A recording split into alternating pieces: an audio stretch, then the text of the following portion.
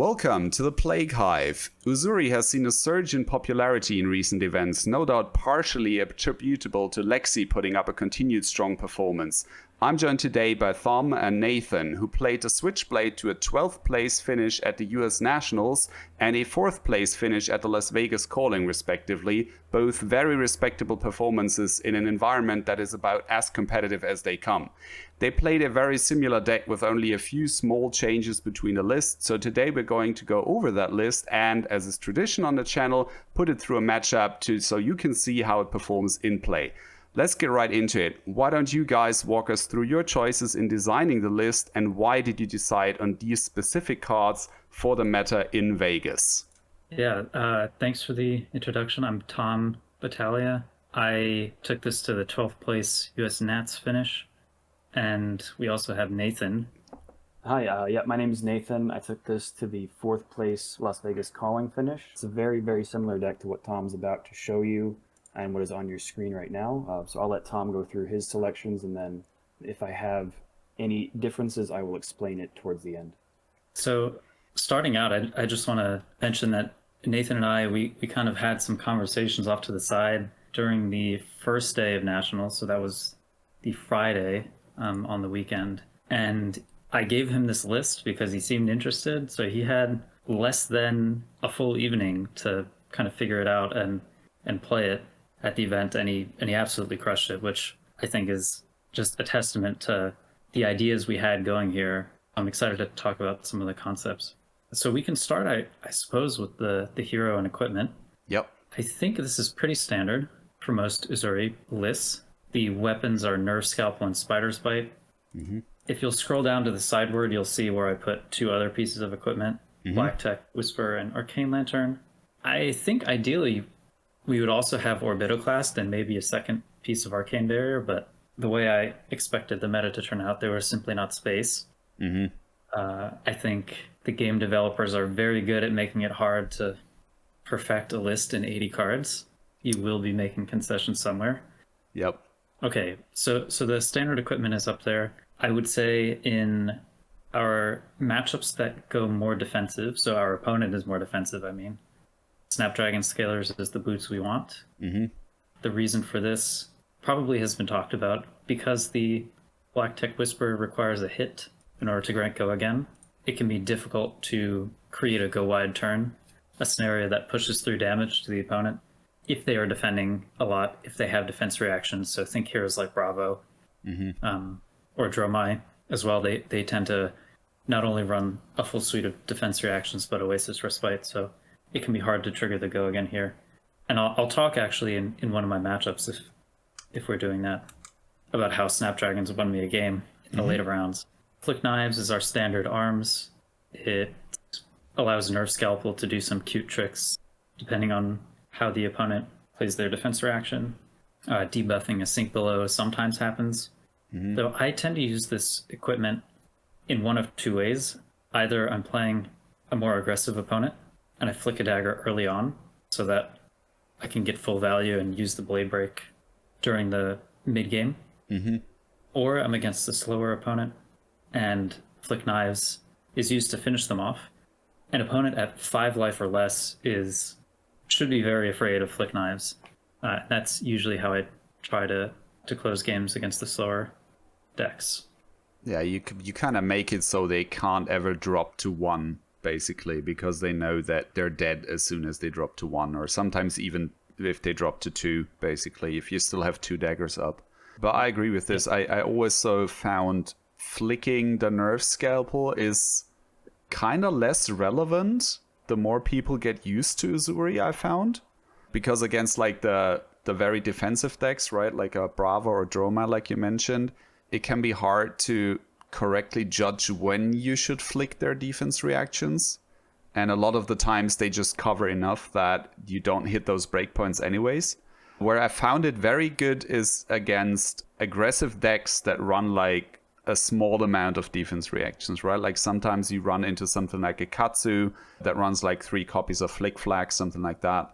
And then they try to like fully block out 6 damage with a D-React, and then the Flick Nerve Scalpel can be really game-changing. Yeah, agreed.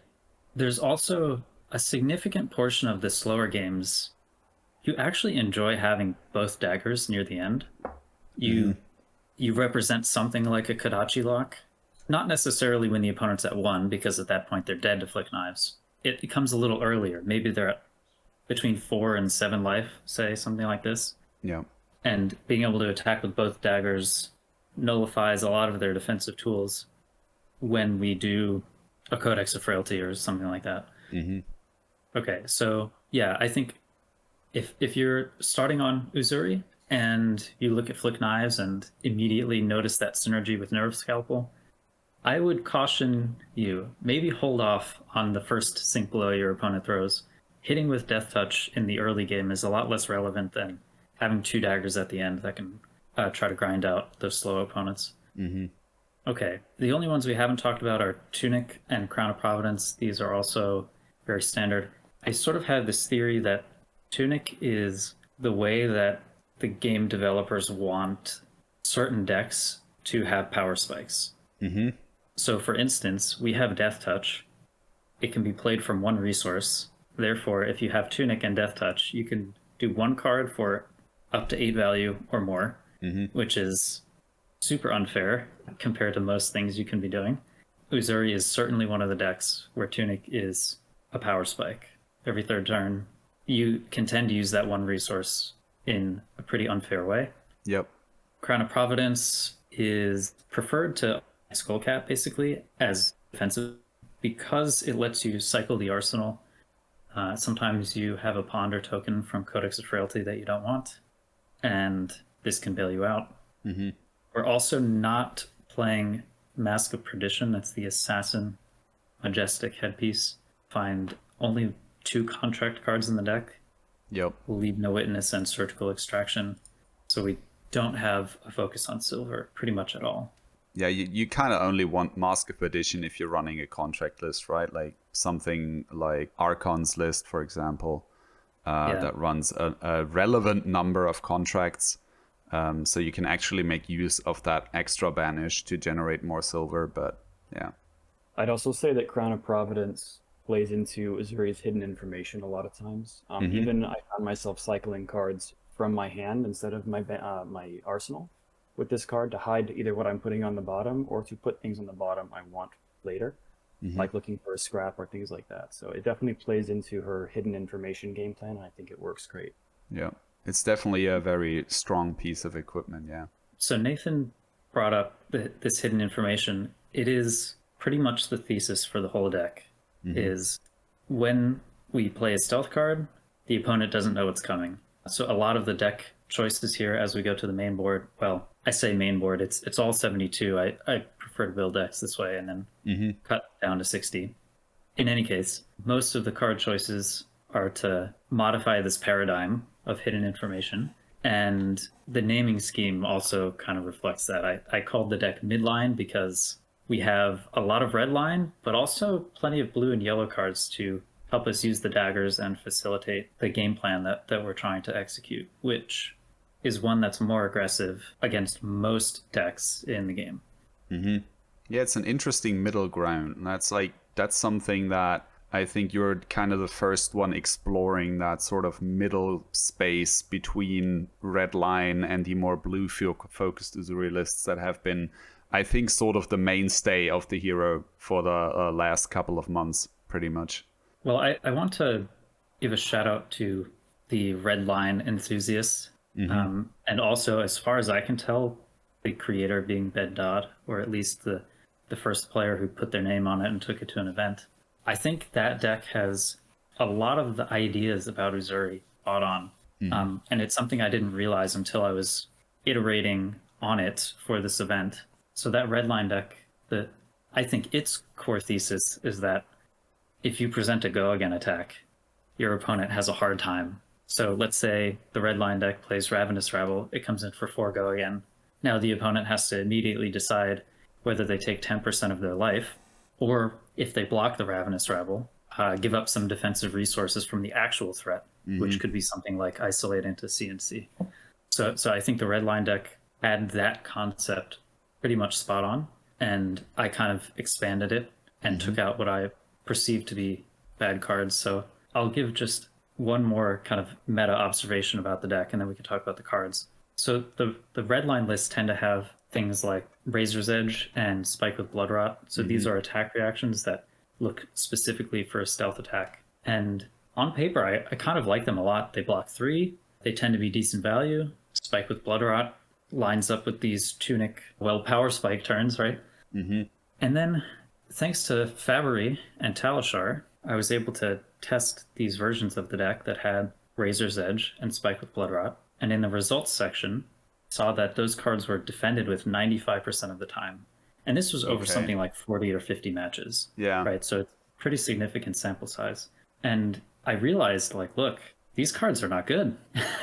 Yeah, I mean, I would have I was kind of guessing where you were going with this, but 95% is crazy high. Like, yeah, that is insane. And I will admit, I do think part of it could be playstyle. I tend to play mid-range decks. I like when I can pivot between defense and offense, and those attack reactions tend to support a more aggressive style of play. So maybe when I see them, I'm not keen on putting them in my arsenal and waiting for that stealth card to line up. Right. Something like this could be modifying the data. But if we just take that example as the ground truth, you block with them 95% of the time, then what cards replace them? And that's the question I tried to answer here. And I just put go again cards in their place, frankly, which is, you can see right in the middle, 2 looking for a scrap and 1 nimble strike. Yep. And of course, the blue-based Uzuri decks love looking for a scrap. Usually it's 3 copies. But I don't like having so many blue stealth cards in the deck. Very early on, when the set first came out, I tried a heavy blue deck because looking for a scrap was my favorite card in limited, drafting outsiders. But I quickly found that you couldn't beat decks like Bravo very well. You could have full tempo after they block you, and then draw a hand with 3 or 4 of these blue 1 power cards, and it was just a miserable experience. And I think the blue Uzuri decks actually adapt to this fact by putting just filler cards with high power on them. If you look back to one of the EU callings, I forget which one, it was one where actually Pablo Pintor got Living Legend for Oldhim, I think. Uzuri was the final round there, and there are cards in the deck like Raging Onslaught Yellow. Right, yeah. I believe that's the one. Simply because it attacks for 6, and you have all these blue cards in your deck that you have to do something with. So I think that was innovation. I think that was the Calling Antwerp, if I remember correctly, that's... Sebastian Kleiner's list, who just ran like Nourishing Emptiness, Raging Onslaught, Yellow, like you said, just to get 6 power, basically poppers that block 3. That was like the main reason those cards were in the deck. Right. So I didn't want either of these elements from either the red line or the blue deck. I wanted to avoid the things that most of the time when you see them, you should block with them to get full efficiency. Okay, so that's kind of the preamble. That's the thesis for the deck. And we can talk about now how the cards that I chose support that and where some of them are meta choices. Right. Nathan, do you want to add anything before we start there? No, I think that basically hits all the high points. And strangely enough, before the Nationals, I had sort of iterated on my own version of Uzuri. Unfortunately, it was closer aligned to, I guess, the blue Uzuri decks. I'd already determined that I didn't want to run that many blue stealth attacks. So I basically cut down to 6 or 7 blue stealth attacks. I can't quite remember prior to Nats, but I hadn't had the insight to add more go again. So I was running things that were less good, like Censor and things like that. I was sort of iterating on that, but I was still wanting to play a more aggressive style. I had like Ravenous Rabbles and things like that. It didn't mesh for sure, which is part of the reason why when Tom was generous enough to show me what he was playing, it kind of clicked, and I'm like, oh, this is what it should look like. And I had, thankfully, enough experience with the red line list, which is my preferred play style anyway, to sort of see his innovations in it and sort of run with it. So it was very exciting to see. There are some other changes too, but I'll go into that a little bit later. Okay, we can get the easy ones out of the way. Command and Conquer, Death Touch, and Shakedown Yeah. are the cards you will see everywhere in 3 copies. They're just the most effective cards that you target with our hero power. Yep. 100%. I do want to take a brief digression with Shakedown. Oftentimes, this card is difficult to line up. You ideally want to have it line up with an Isolate, but that's not always the case. So part of my deck building choices were thinking, how do I get Shakedown to hit my opponent as often as possible? It's the most powerful effect we have access to. So right next to it are 9 shreds. Yeah. I just want to plant that seed. I want to plant the seed and we can come to it. Because I think some of the other attack actions maybe should be covered before shred. All right. So you'll see the other swap target in the deck, or at least the one that screams out, is Humble. Yep. So this choice, I still don't know if it was right. So for the event, I expected in order, again, this is United States Nationals and I suppose the calling that weekend. I expected in order of popularity, the heroes to be Lexi, Iyslander, Dromai, Bravo. 5th is maybe Briar. It turned out to be Lexi was the overwhelming favorite.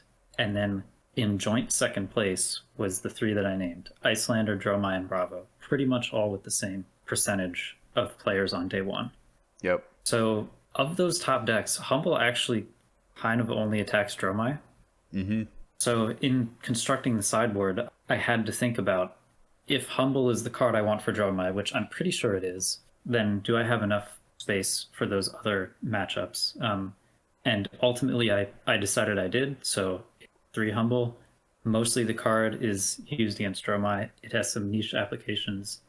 If you Humble a Levia, they are very upset. So too Bolton. Yep. I can definitely confirm that, yes. Yeah, and of course, when it hits Dromai, they are upset. This card, into the red line version of Dromai, which, to be fair, I did not expect much of. I expected the big dragon deck. In any case, it hits the red line deck, and they sometimes look at their hand, and it doesn't do what they wanted it to. Yeah. A lot of the value engine in the red line Dromai deck revolves around how their cards are a decent rate, and then you add on that they make an ash, and they become above rate. If you take away the ash part, they just play like kind of crappy cards sometimes. And the big dragon deck, of course, you turn off Go Again for their dragons, so it hits them as well. This card is, I think, the aggressive counterpart to the aggressive stance of the deck as a whole. I think a more defensive Uzuri deck might want Down and Dirty in this slot. I was thinking about that because they feel like a similar slot in that they are only really good against Dromai, at least out of the like top decks that are currently in the meta. And Down and Dirty is obviously like the defensive version of that, like you said, whereas Humble is more the aggressive option. Yeah. Right. I don't think I resolved a Humble except against a Dromai where it was actually impactful. Sadly, after Command and Conquer, Death Touch, and Shakedown, there just aren't very many good targets. I think that's why some players investigated Censor. But that can miss too, and maybe it has a higher miss rate. So it seems we always have a trade-off in this slot. I mean, in theory, you have surgical extraction, right? Like that's probably the single best on-hit in the game. It's just a little harder to land because it's only 4 power instead of 6. Yes. But against a Lexi that just goes no blocks, right? You can still land that pretty reliably, in my experience. Yeah, I think I talk about surgical maybe not often enough. To your point, it has 4 power. So most of the time I view it as kind of a bad shakedown. Yeah. Or like a 2/3 power shakedown. Sometimes it matters that you can choose any card in their hand, but oftentimes shakedown hitting, you pick whatever pitch color is the highest ratio in their deck. Yeah. Usually it's red or blue, and you get paid off. But yeah, surgical, very good card. The reason it's in the deck as a 3 of is to maintain a certain ratio of blues, and that ratio of blues matters against namely Iyslander and Bravo. Bravo, you want to be pitching into daggers. Iyslander, you want them to pay for your attacks. And this card, as a blue in the late game, is not fair at all. Yep. when decks are thin on defensive tools, coming in line destroys whatever play they had is good. Full stop. Yep. And surprisingly, this hits more often in this deck than otherwise because of the shreds. Yeah, yeah. I'm hoping to build momentum to the shred, so I'm glad you mentioned it again. So it's going to be like a waterfall. I know the community has some differing opinions on it. It's a polarizing card for sure, yeah. A lot of people have this kind of love-hate relationship with it, I think. Yeah. Well, I'm hoping I can build an argument as to why it's one of the best cards in the deck. And I guess now is as good a time as of any to go over the since we're talking about swap targets. The one of the differences between my deck and Tom's is that I'm running 2 Amnesia. Okay. I make some trade-offs for that. Namely, I'm running 1 less Frailty Trap and 1 less Red Shred. Okay. In my mind, I was expecting a lot of Katsus. So that's sort of why this was there. It also was another popper, and I felt like I just needed a couple extra 6s as insurance. Right. Just to increase the amount of times you see hands with 2 6s, because I hate popping a dragon when I only have 1 swap target. Yeah, that's always a bad feeling, yeah. So that's the reason I chose to bring in 2 Amnesias. I feel like as I was reviewing my day with Tom, I mentioned that whenever I had the Amnesia, I could have been just as well served by having a Red Shred. But I did end up facing Katsus, so I don't know if the on-hits were ever triggered, but they at least forced a block out of a Katsu for sure once during that game. So that was one change that I added to Amnesias, and that was my reasoning behind it.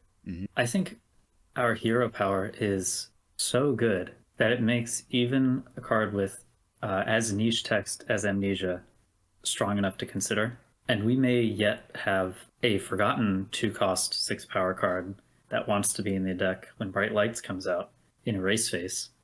Imagine Mechanologists not having any of their class, and they don't know when it's coming. So true. Yeah, the flexibility is there, and it shows why Uzuri is actually a strong hero and not just someone who can top an event sometimes. It's just the fact that her kit is so flexible that to me makes her so good, basically, right? Because you can literally just use any generic, 2-cost or less attack to swap in. So anytime they give us a new 2-cost attack that has some kind of relevant disruptive effect, we can immediately start running that and use it to sort of like tailor our matchups the way we want to, right? Yes. Because, sure, Death Touch is good against pretty much everyone. Command and Conquer is good against pretty much everyone. Shakedown is good against pretty much everyone. And then after that, it starts to become a little more like, niche with cards like Humble, Amnesia, Erase Face, where they're not good equally against every deck out there. And you have to kind of pick and mix which ones you want to run to target the meta that you're expecting. And I think this is like one of the big strengths of Uzuri is this flexibility to tailor her to a specific meta. And it's also why she's a deck that rewards game knowledge and meta prediction abilities a lot, right? Like if you can correctly call what you're going to face at an event and you have the correct threats prepared for those matchups, you're going to do a lot better than if you didn't. So yeah, those points are exactly the type of reasoning that I think a prospective Uzuri should be thinking about. If your local meta is swamped with Katsu, you can make a deck that will absolutely stomp on Katsu. And it won't be close. You'll have disruption for everything they try to do. You're kind of like a Bravo deck with just more flexibility because your disruptive hands only require 2 cards instead of 3 or more. Yep. So yeah, that's something to consider. How good you are at predicting a meta will be a part of your success with Uzuri in a tournament setting. 100%, yeah. So there's the next category of cards we should talk about is Go Again or turn extenders. So from top to bottom, there's Hurl, Looking for a Scrap, and Nimble Strike. These two kind of come as a package deal. You can think of it as a playset of a single single card. They do the same thing, 1 power or 1 cost for 5 power with Go Again, Ravenous Rabble, and Nimblism, and Enlightened Strike. Oh, I forgot Enlightened Strike. Yeah.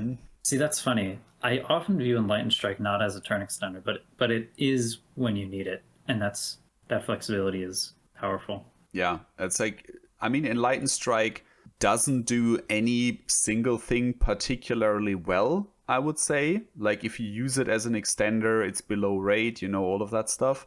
But the fact that you have access to all of these modes and you can just choose whichever one suits your purposes the best at the moment, and it still blocks 3, is what makes the card a staple, in my opinion, in Uzuri. Yeah.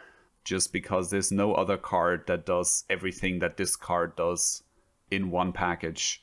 Right. That's just how it is. Curiously, I noticed you didn't, or you're not running Give and Take in this version of the list. Yeah. Would you maybe like to expand a little bit on that? Because I think that's a card that a lot of lists have been running recently.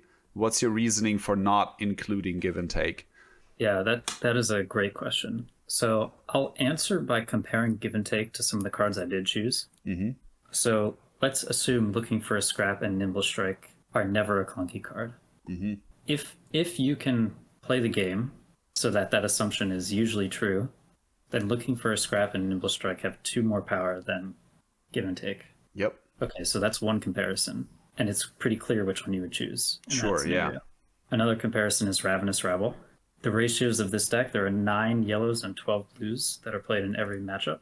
These ratios make Ravenous Rabble, on average, a 3.5 damage attack. And of course, sometimes it's 4 or 3 or 2, but the average is 3.5. Mm-hmm.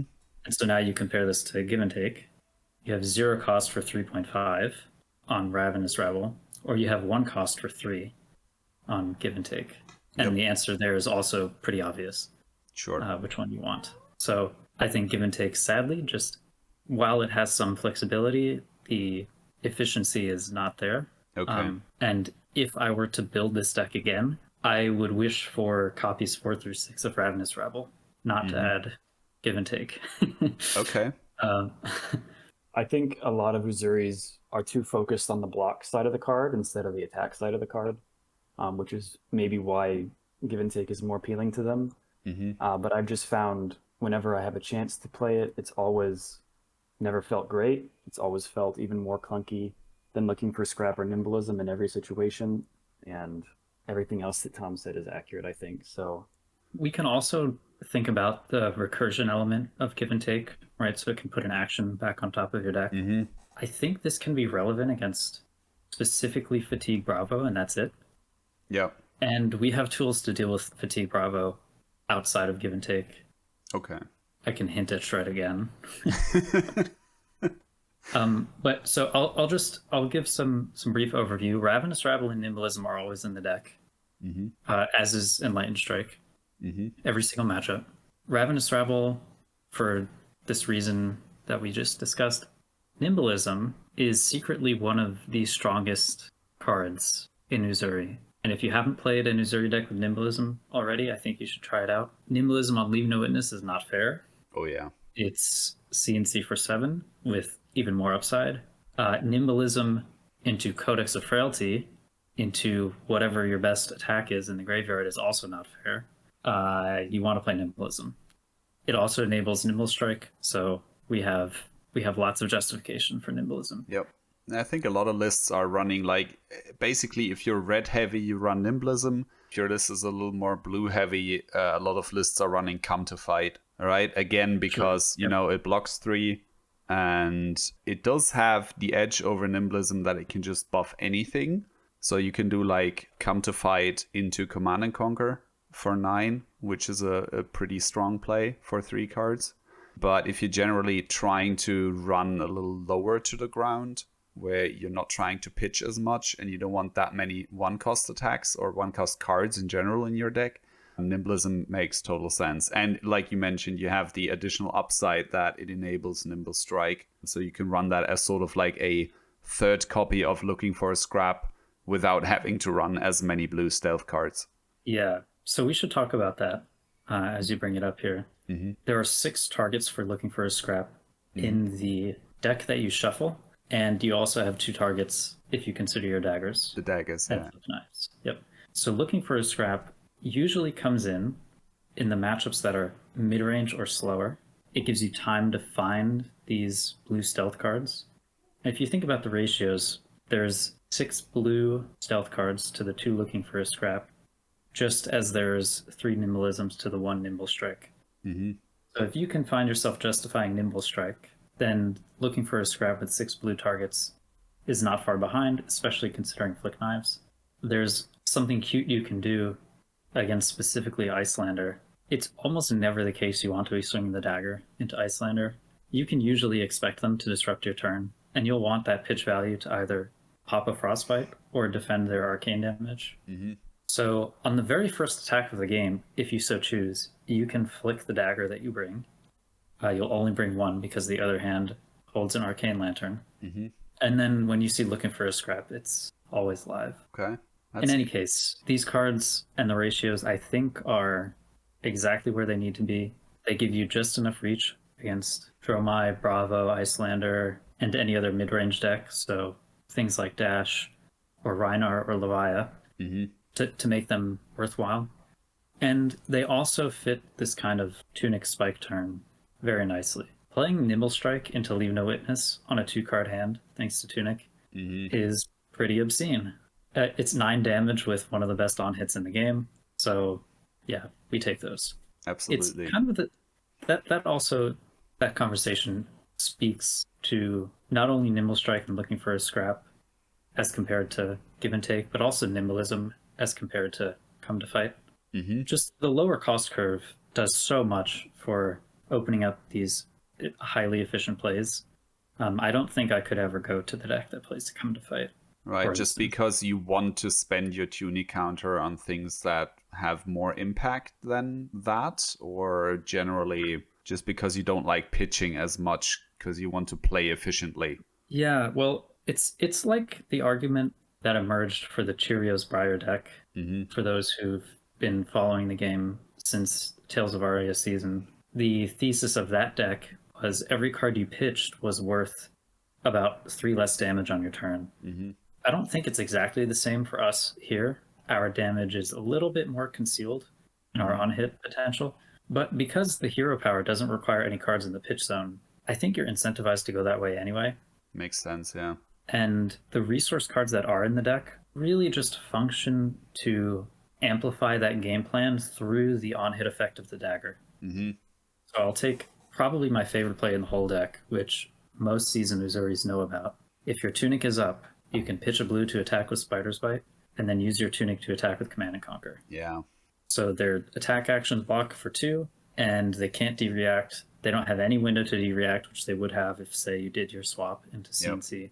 It is highly efficient. It's CNC for 7, basically. And so the resource numbers in the deck allow you to do plays like this one, and plays like attacking with both looking for a scrap and Death Touch in the same hand frequently enough. That's why they are where they are. That's why it's not purely a red line deck, is because there are some pitching requirements, but not too many. I think it's also interesting to point out here, or bring back up the topic of hidden information.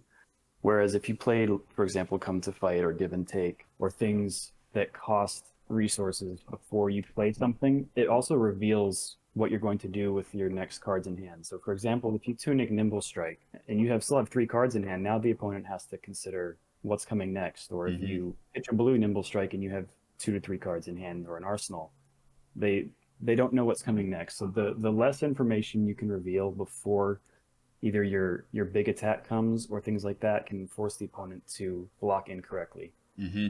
Right. Makes sense, yeah. So I mean, like, I think that's like a general rule sort of playing versus Uzuri, is you almost never want to block the vanilla damage. But obviously we can capitalize on that sort of, right? Like, and kind of force the opponent to take damage that they normally would not have want to take, right? Just because they're scared of the follow-up. And then if we bluff that we actually don't have a follow-up, right, you can sort of force them, like you said, to block inefficiently and leak damage that they normally wouldn't have taken. Yeah. And there are some lines I want to talk about specifically with that, but maybe we'll just finish the go-agains. There's just Hurl that we haven't talked about. Hurl, yeah. This card, okay, it's a worse Ravenous Rabble by a good amount, by at least 16%, something like that. Yep. 1/6 of the power is missing, that extra 0.5 on offense. And so you don't really want it that frequently. The reason it's a playset is not just because I have mild OCD, but because against Dromai, you want as much of the go again effect as you can have. So putting a hurl in your arsenal is pretty free. It never gets clogged there, and it can kill a Chromai or a Kyloria on sight. Yep. And that's very useful. And that's about all there is to hurl. Sometimes it goes to face, and when it does, they usually don't block it, because if they do, they have one less defensive tool on the real attack.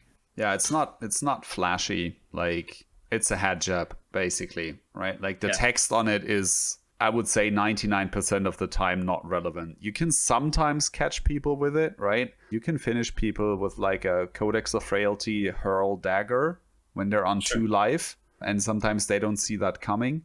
But for the most part, it's just a head jab. It's just 3 go again. There you go. Nothing flashy about it. So now maybe we should talk the stealth cards and shred. Sure. I think they go together. So the thesis we've been alluding to is the opponent doesn't know where they should be defending and with how many defensive resources. So red stealth cards do this way, way better than blue stealth cards. So really I'm talking about in this list, Infect and Sedate. 9 Isolate, most people are at 9, some people run 6. Depends on how defensive your deck is leaning. But really I want to talk about red Infect and red Sedate. And by extension, red Wither, though it didn't make the cut here. When you play a red Infect and you have 1 or more cards in your hand, your opponent has an impossible decision. If they block nothing, the Infect hits them, and they get a Blood Rot, and I turn 1 card into 5 damage. If they block for 3, and I have a swap, assuming no defense reaction from the opponent, my on-hit gets through, and they kind of threw away 3 block. If they block 6, I arsenal the last card in my hand. Yeah. And I turned my red Infect into 6 value instead of 5 or the bait on the swap. Arguably, that last scenario is the best one. So as the Uzuri player, we're trying to craft a game state where the opponent actively wants to block 6 on your red stealth card. So something like this could happen if they have, say, a 5-card hand, 4 cards plus arsenal. I attack with a Ravenous Rebel. They don't want to block it because they know something nasty is coming. And then I show them the Infect. If they have a 3-card combination, say 2 cards in their hand and 1 in their arsenal, that do efficient damage. Let's say it's hugely efficient. Let's say those 3 cards deal 12. So long as they're not disrupted at all, then they can safely argue blocking 6 on this red Infect is worthwhile. So what you end up then, as the Uzuri player, if this game state is something you can manufacture, is you did a 2-card 10 between the Rabble and the Infect. And you get to arsenal a power card, which is usually CNC or Death Touch. That is obscene. You should not be able to do that. No other deck in the game can do that. And it's all because of this ambiguity that Nathan and yourself have been talking about. And the card that pushes all of this paradigm over the edge is Shred. Right. The reason Shred pushes this over the edge is because not only do you have the scenario I just described, but there's bluff potential for the single card block on Sedate or Infect. There's also, let's say we do that play, our opponent blocks 6 and we arsenal our Death Touch or our Shakedown, we're live to draw into a Shred that makes it impossible for them to block this card that is now face up instead of face down from the Uzuri ability. So it just adds as much dynamism as possible to what was already something the opponent couldn't deal with defensively. This comes at a cost. As many people have pointed out, you don't usually want Shred in your arsenal. Yeah.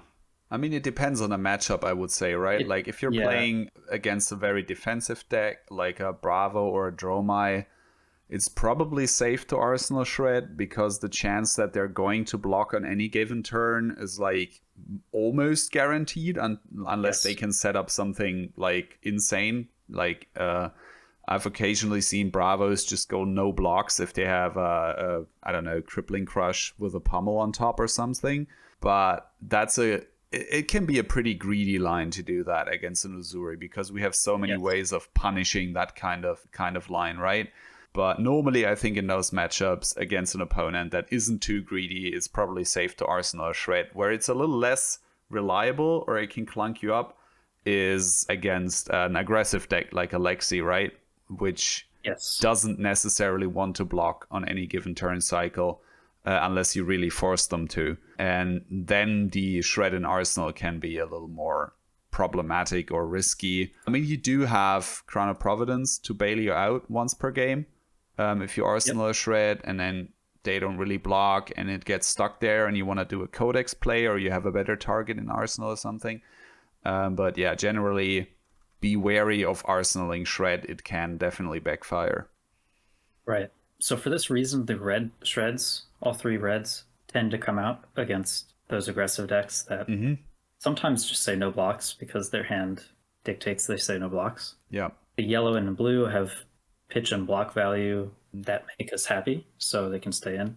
And so actually, I want to take this opportunity as well to talk about one card that didn't make the list because I didn't have enough testing with it, but that I think pushes everything we've been talking about really over the edge, and that's Sigil of Solace.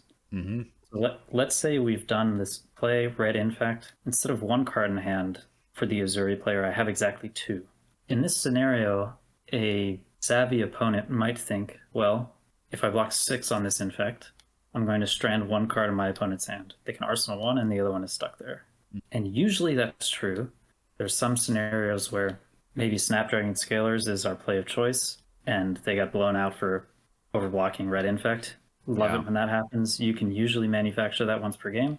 But aside from that, like let's say our Snapdragons is dead already, the opponent can pretty reasonably make this play. If we have Sigil of Solace, now even that is not a defensible choice for the opponent.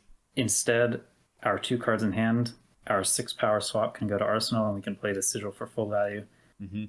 I think the optimal version of this deck probably has 2 or 3 Sigil of Solace, but honestly, I'm not sure what the cuts are. I'm still testing that. Sideboard space is the eternal problem. You'd think that a class that has like 2 sets it can draw cards from, and those sets not even meshing particularly well, right? Like the overlap between the Dynasty and the Outsiders Assassin pool is not very big, to be honest. But it's still insane to build lists for Uzuri because every single card is like an agonizing decision.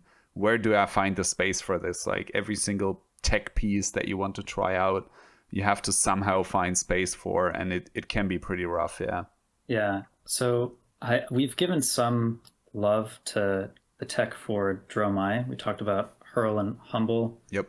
I want to talk about Iyslander quickly because we're on the shred and stealth topic. So the reason Sedate is in the deck instead of Wither, Wither tends to be good against Ninja and Lexi. Sure. The Frailty token is very good. Same idea. If they don't block it because they figure they'll get swapped on anyway, you give them a Wither Frailty token and it's good. Sedate is here to pressure Iyslander into not having an arsenal. And in my experience, this is the most effective way to deal with her. It's not Arcane Barrier 3, it's not Oasis Respite, it's trying to give them inertia tokens and hit them with Shakedown. And to do this, they need their defensive options to be as pitiful as possible. So 9 Shred is a must. Makes sense. So Sedate, Shakedown, and of course Death Touch, all combined with Shred to give Iyslander an inefficient turn cycle. And that's how you can beat her. If you try to play her game, she is more efficient and you will lose. Yeah, absolutely. I can attest to that. I did play one Iyslander during my run on day 2. And for my first time playing this deck into an Iyslander, because I didn't obviously have the deck before the event, it went almost verbatim how Tom is describing the matchup. And I can't say it was particularly close. So it worked perfectly. And for sure, my draws were probably a little hot. But it definitely does work. It is a valid way to combat the Iyslander deck. And I definitely sing the praise. I mean, we can try that out in the test matchup later if you guys are up for it. Because I think Iyslander is definitely a matchup that a lot of Uzuri players are struggling into. And if we can show that this version of the deck has a good game plan into Iyslander, I'm all for it. Yeah, I will not be trying to gaslight anybody. I do not think Iyslander is a favored matchup. Oh no, no. She definitely still has the tools, Yeah. but this is a way that we can configure our deck Mm-hmm. to have game into Iyslander and honestly not lose that much into the other decks. Right. We still want a high density of stealth cards for those matchups where swapping is very important. Mm-hmm. Ninja, Runeblade, Lexi. So Sedate fits that just fine. Any stealth card will do. Mm-hmm.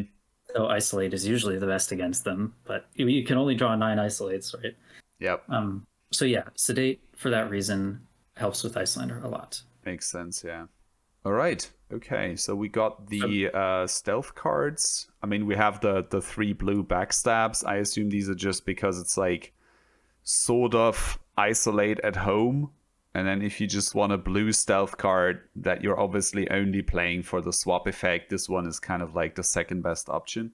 Yeah, I think you could put whatever blue stealth card here that you wanted, and it would pretty much always be the same thing as blue backstab. Usually you pitch or block with this card. Yeah. But that's kind of the power of the hero. If we're talking about a blue slot that could be one of, I don't know, 6 different things, however many there were printed in Outsiders, our hero power really does a lot of work. That's what it tells us. So personal preference choice here, I would say. Yeah, makes sense. Like, I mean, backstab into CNC is still a pretty good play into of course. defensive decks that run a lot of D-React, so makes sense. All right. The last category is defensive cards. Mm-hmm. Our defensive cards. 3 Sink Below is because it's probably the best generic in the game, probably. That's not the real reason. I'm just kind of making an opinion there. It just does a lot. It's a 4 breakpoint. It fixes hands where you draw looking for a scrap or nimble strike without having a target. Yep. It fixes hands that don't have a stealth or a swap target. The ratios of the deck are not really designed to take advantage of Sink Below, but you can use the card and pay attention to how some of your draws have been to sculpt your hand sometimes. And that's very strong. Yep. And again, like Nathan pointed out several times, it also feeds into that hidden information thing, right? Where you can set up a second cycle without your opponent actually noticing that you're setting it up. Yeah, absolutely. Tucking a looking for a scrap to the second cycle is pretty unfair. The type of cards you're pitching usually in the slow matchups are Codex of Frailty, Surgical Extraction, and Shred. So if you can start a turn something like looking for a scrap, dagger, Codex of Frailty, that's pretty nuts. Yep. So yeah, Sink Below, great card. Usually you want 3 in your mid-range decks, and we are a mid-range deck, so it's here. Makes sense, yeah. The next one is Frailty Trap. So I think this card is a meta call, for one. It has a lot of good utility into Lexi.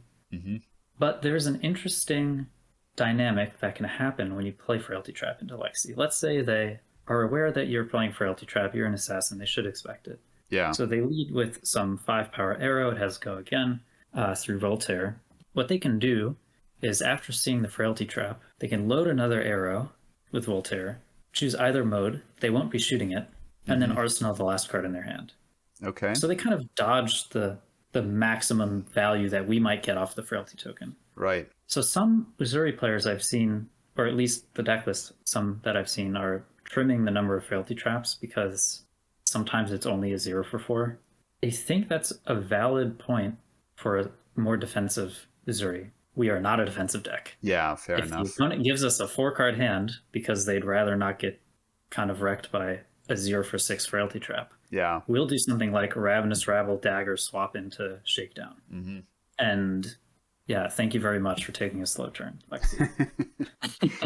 Makes sense. Yeah, like if you have more ways to capitalize on the opponent taking an off turn, then yeah, that's valid. Yeah. Yeah. So that's why it's 3 of.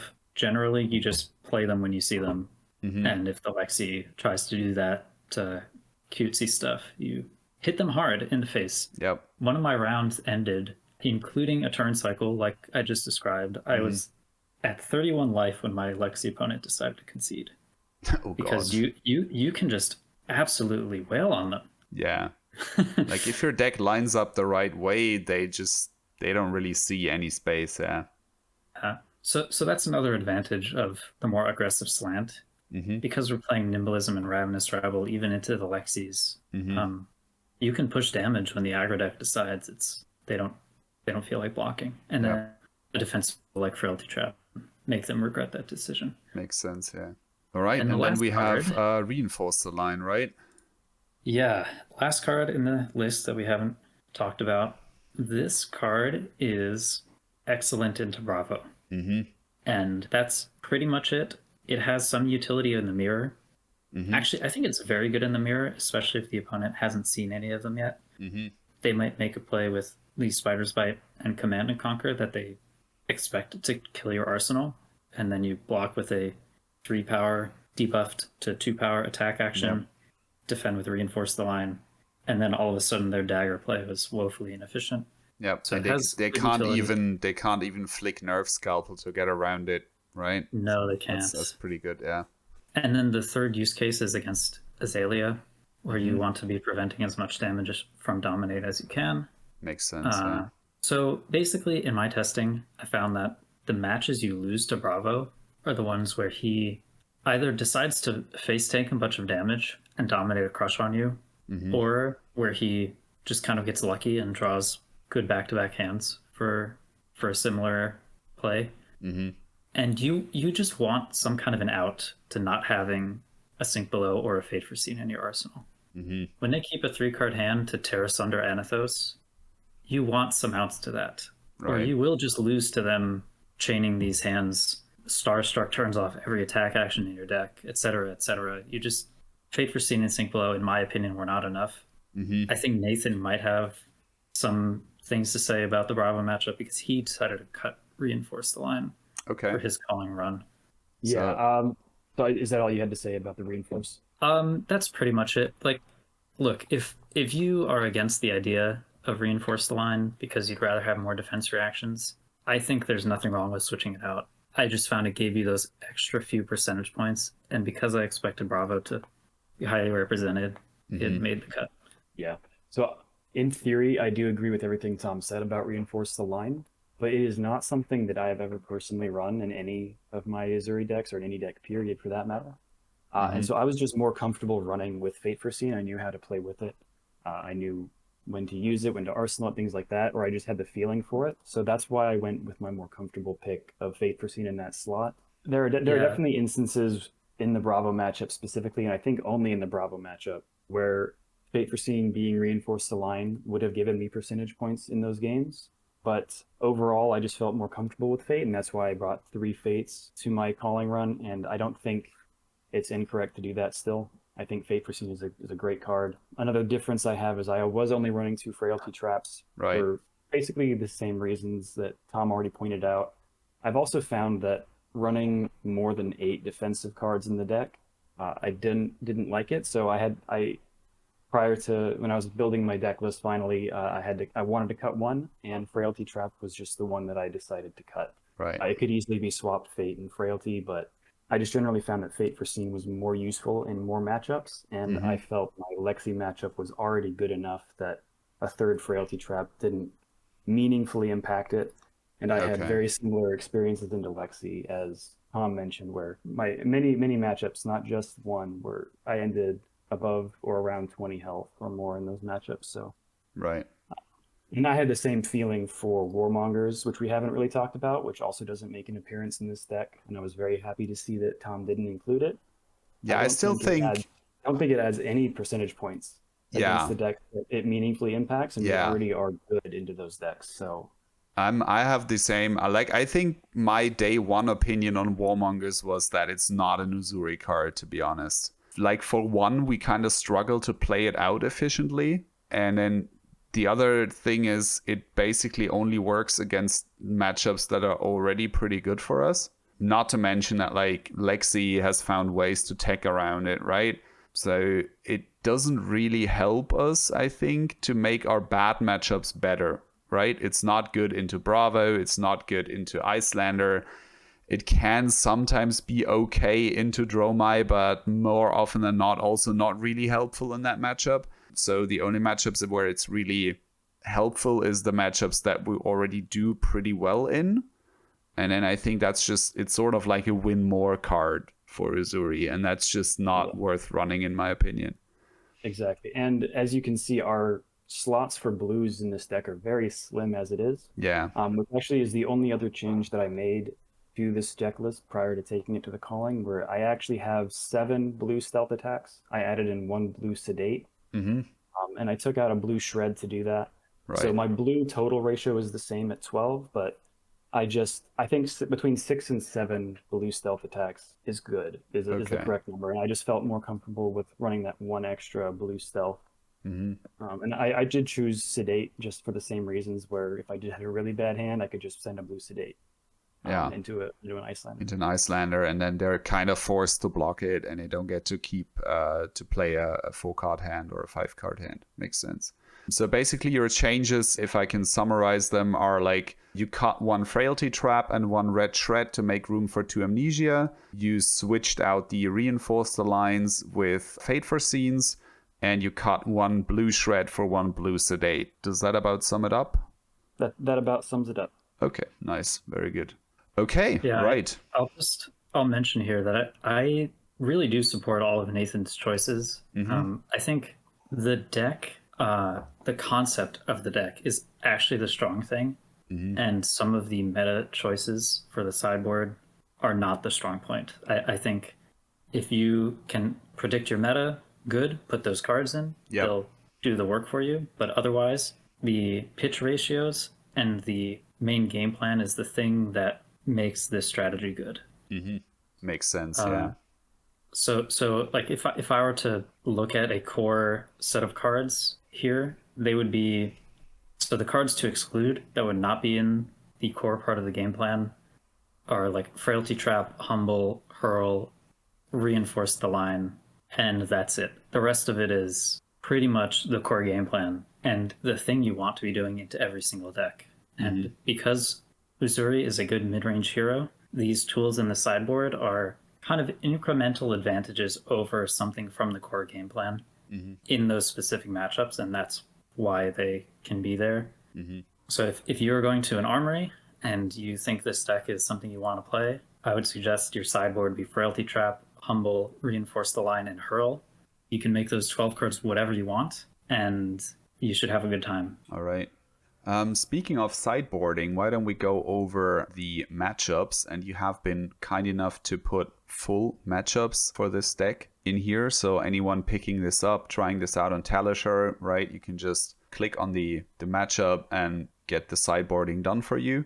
Like, we don't have to go over every single one of these, but is there anything that stands out in your opinion where you're like, okay, this is something that's maybe like a little unintuitive for that matchup? There are some unintuitive things. All of the unintuitive ones are the ones where you don't necessarily know what game plan your opponent will have when they reveal their hero. Right. So those heroes are Bolton, Dash, Dorinthia, apparently Briar, given the breakout deck of the US Nationals tournament. Fair enough. And I think Levia and Ninja to some extent have this. You don't know what version of Levia your opponent will play, and some ninjas are more defensive than others. So these are the matchups where the sideboard might look a little strange. And actually, I don't know. For specifically the Warriors, Bolton and Dorinthia, I don't know what the optimal sideboard plan is. I can give a quick exposition there. So both Warriors now have a new weapon, the Decimator Great Axe. The weapon reads blue pitch for 4 power, and once per chain link, you can choose a defending card and have its base defense rounded up. Something that's 3 becomes 2, something that's 4 becomes 2, and this means that your defense reactions against the Decimator Great Axe are horrible cards. They pitch for red, they defend for 2. So when you sit down from the Warrior, you need to ideally know which weapon they're bringing, but if you don't, there is a so-called hedge board.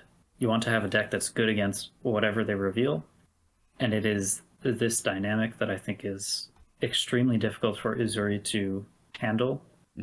Our deck is efficient when we can see our efficient cards, but Otherwise, it can be not very efficient, and that's a pretty scary thing against the deck that runs 12 or more D-Reacts in the Great Axe. Mm-hmm. So I did a lot of testing against the more fatigue style of Bolton. If you look at that matchup, you'll see there are no Frailty Traps. Yep. A card that would be incredible against Raiden or the Sabres combo. Basically, Sink Below is just like more flexible. Mm-hmm. There's also no Hurl looking for a scrap or a Nimble Strike. Mm-hmm. Instead, there's maximum copies of Shred as sort of the go wide potential. Right. Shred helps against the fatigue game plan. And if you happen to be against Raiden, it's a reaction, not an attack action, so it does block the full 3, Mm-hmm. assuming Bolton charges, and then reinforce the line, obviously not in the deck because Bolton doesn't go tall. Makes sense, yeah. Dorinthia is a harder prospect. If she's Dawnblade, Frailty Trap is one of the best cards in the game against her, Mm-hmm. so I can't justify cutting it. And instead, we cut Humble and Sedate as kind of a package of stealth and swap. Mm-hmm. Hurl because it blocks 2, and reinforce the line because Sink Below and Frailty Trap should be enough if she's Dawnblade. Okay. And then if that Dorinthia does bring the Great Axe, it's a real fight. It's really hard because we have 6 defense reactions in the deck. I don't know if that number 6 is correct just yet. It could be that you only want Sink Below and you just kind of take the risk that if they're Dawnblade, you can disrupt them enough. Hard to say. Yeah, it's kind of interesting with these decks that can lean both ways, where you don't necessarily know what they're going to do before, you start playing them. And I think people playing against Uzuri have sort of a similar issue, actually, right? Because Yes, they do. there's still a lot of contract lists floating around. Like Archon's contract list is literally the most played deck on Talishar, or rather the most played public list on Talishar, with like I think he's up to like 3,000 public plays or something by now. It's pretty insane. So a lot of people will expect Uzuri to go for like the contract fatigue style, and I've frequently encountered people boarding in like extra cards into Uzuri, and you see them running like 65 or even 70 card decks. And if you run this list, you love to see that, right? Yes, You're like, yes, please make your deck less efficient against my hyper streamlined efficient deck that can just kill you as fast as possible. Yeah. And that's especially true for something like Dromai. Mm-hmm. If they bring extra cards, if they bring Remembrance, if they are scared enough of the fatigue strategy that they also bring Ghostly Touch. Oh yeah, arms. Ghostly Touch. I love to see a Dromai Yeah. use Ghostly Touch against us. It's great. So this, all of this is very good. We have that advantage too. Yeah. The trouble that we have in these scenarios I was talking about is, while our game plan is fundamentally strong, I do believe that. I think it's one of the stronger game plans in Flesh and Blood. We do have a tendency for mid-range turn cycles to happen. Mm-hmm. Sometimes we draw a hand, and it is much better to block with most of it. Mm-hmm. So against a deck that can sidestep this gameplay dynamic, namely the Decimator Great Axe build, we can struggle.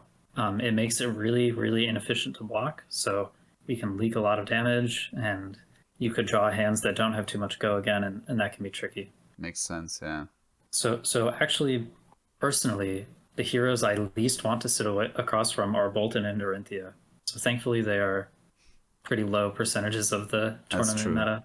And I mean, even then, if you face one, the chance that they actually run the Decimator plan is not guaranteed, right? Because that's not a deck that you can easily sideboard for, I think. Like, if you run Decimator Great Axe, it's kind of hard to run like a hybrid deck that can do both things, because they just require very different cards and very different ratios to function correctly.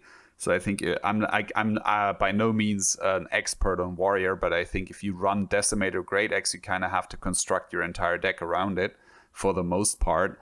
And then you cannot really efficiently also run Dawnblade or also run Raiden or something, because the numbers are just very different. Yeah, well, I have an excellent story about this. A good friend of mine, who is also a Orlando, Florida native, participating in Nationals, was playing Bolton. He loves the hero. He's been on it for a while, but he tends to like to bring decks to events that catch the opponent off guard, Right.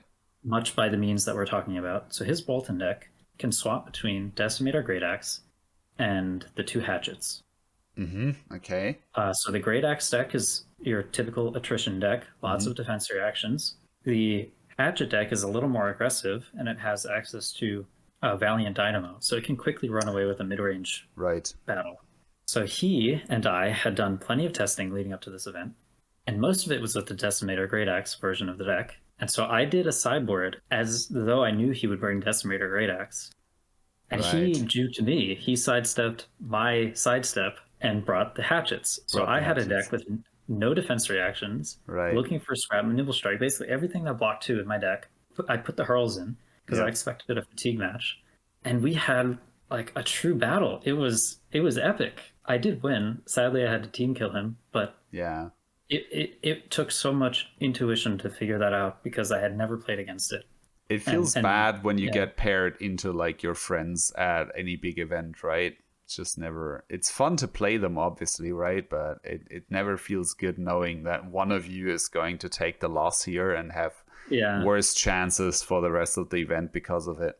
I think Well, that's probably a his pretty just good segue into like talking about what different matchups both of us faced at the calling potentially. Yeah, 100%. yeah, and stop us if we're rambling too much. I know it's already been a lot. No, go ahead. Like, I mean, I think by now my viewers expect these videos to go pretty long, so I think Yeah, we're gonna yeah. be fine. Well, Nathan, I just had a bunch. You want to take this one first, sure. and then I'll go. So, for the calling, I'm just gonna read down my list. I had Dorinthia or Rhinar, Lexi Azalea, Lexi Bravo, Lexi, and so that was my day 1, 8 rounds, and then day Okay. 2 was Katsu, Viserai, Iyslander, and then closed out the day with Lexi, and then in top 8 it was Lexi and then Bravo. Okay, right. I did lose to the Bravo day 1, and it has been the same Bravo that I lost to in top 8. Okay. And then the Lexi I lost my round 8, was the same Lexi that I faced in the quarterfinals, and I did manage to win the rematch. So that was my day, and basically I had a good run because I didn't meet any Dromai, and that was the matchup that I was personally dreading the most. Yeah.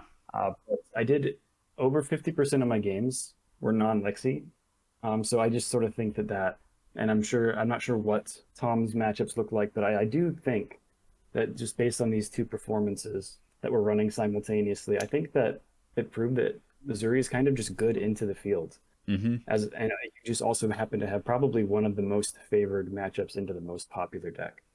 Yeah, I think the fact that we're probably the best deck into Lexi at the moment just helps us to some extent, right? It helps make Uzuri popular and a good choice to run at an event, but it doesn't mean that if you face no Lexis or a small amount of Lexis that you suddenly have no game into anyone, right? You do have some bad matchups, obviously, but I think a lot of the I would say traditionally bad matchups can be made a lot better by just practicing them a lot, like Bravo or Iyslander or something.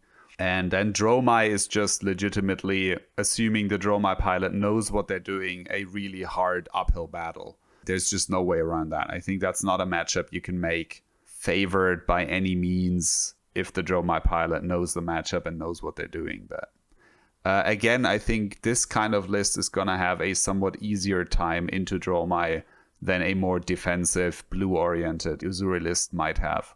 Yeah, definitely. And in each one of these games, I think if I had made different choices or wasn't as familiar with the matchup, it could have easily been a loss.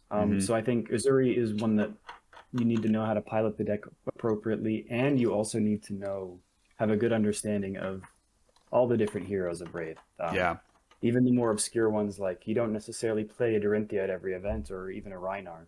Yep. But knowing those matchups and kind of having the sixth sense of when to call certain colors based on either body language or just knowledge of the matchup will all help. And I think Katsu, above anything else, is also a blocking matchup as well. Knowing when and what to block. Yeah. That matchup can both feel unfavored and favored at the same time. Yeah, you need to understand how to correctly utilize your cards, what breakpoints you need to play around, what cards you need to play around. Yeah. definitely. All right. So, Tom, why don't you go over your matchups a little bit? Like, what did you have to face at the US Nationals? Okay, so Nationals is different from the calling in that there are 6 rounds of draft, 3 on day 1 and 3 on day 2. So actually, before I even say anything about the matchups, I think if you are curious about truly how good our version of the deck is into the field, it should be Nathan's run that you care about, because I had 6 fewer rounds of CC that I had to play. And I would not feel confident coming on this channel and talking through the theories that I have if Nathan hadn't done as well as he did.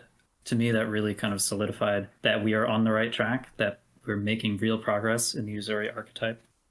We took, in the Swiss, 3 losses in CC, and that's it, over the whole weekend, out of 17 rounds, 16 rounds, something like that, which is just wonderful.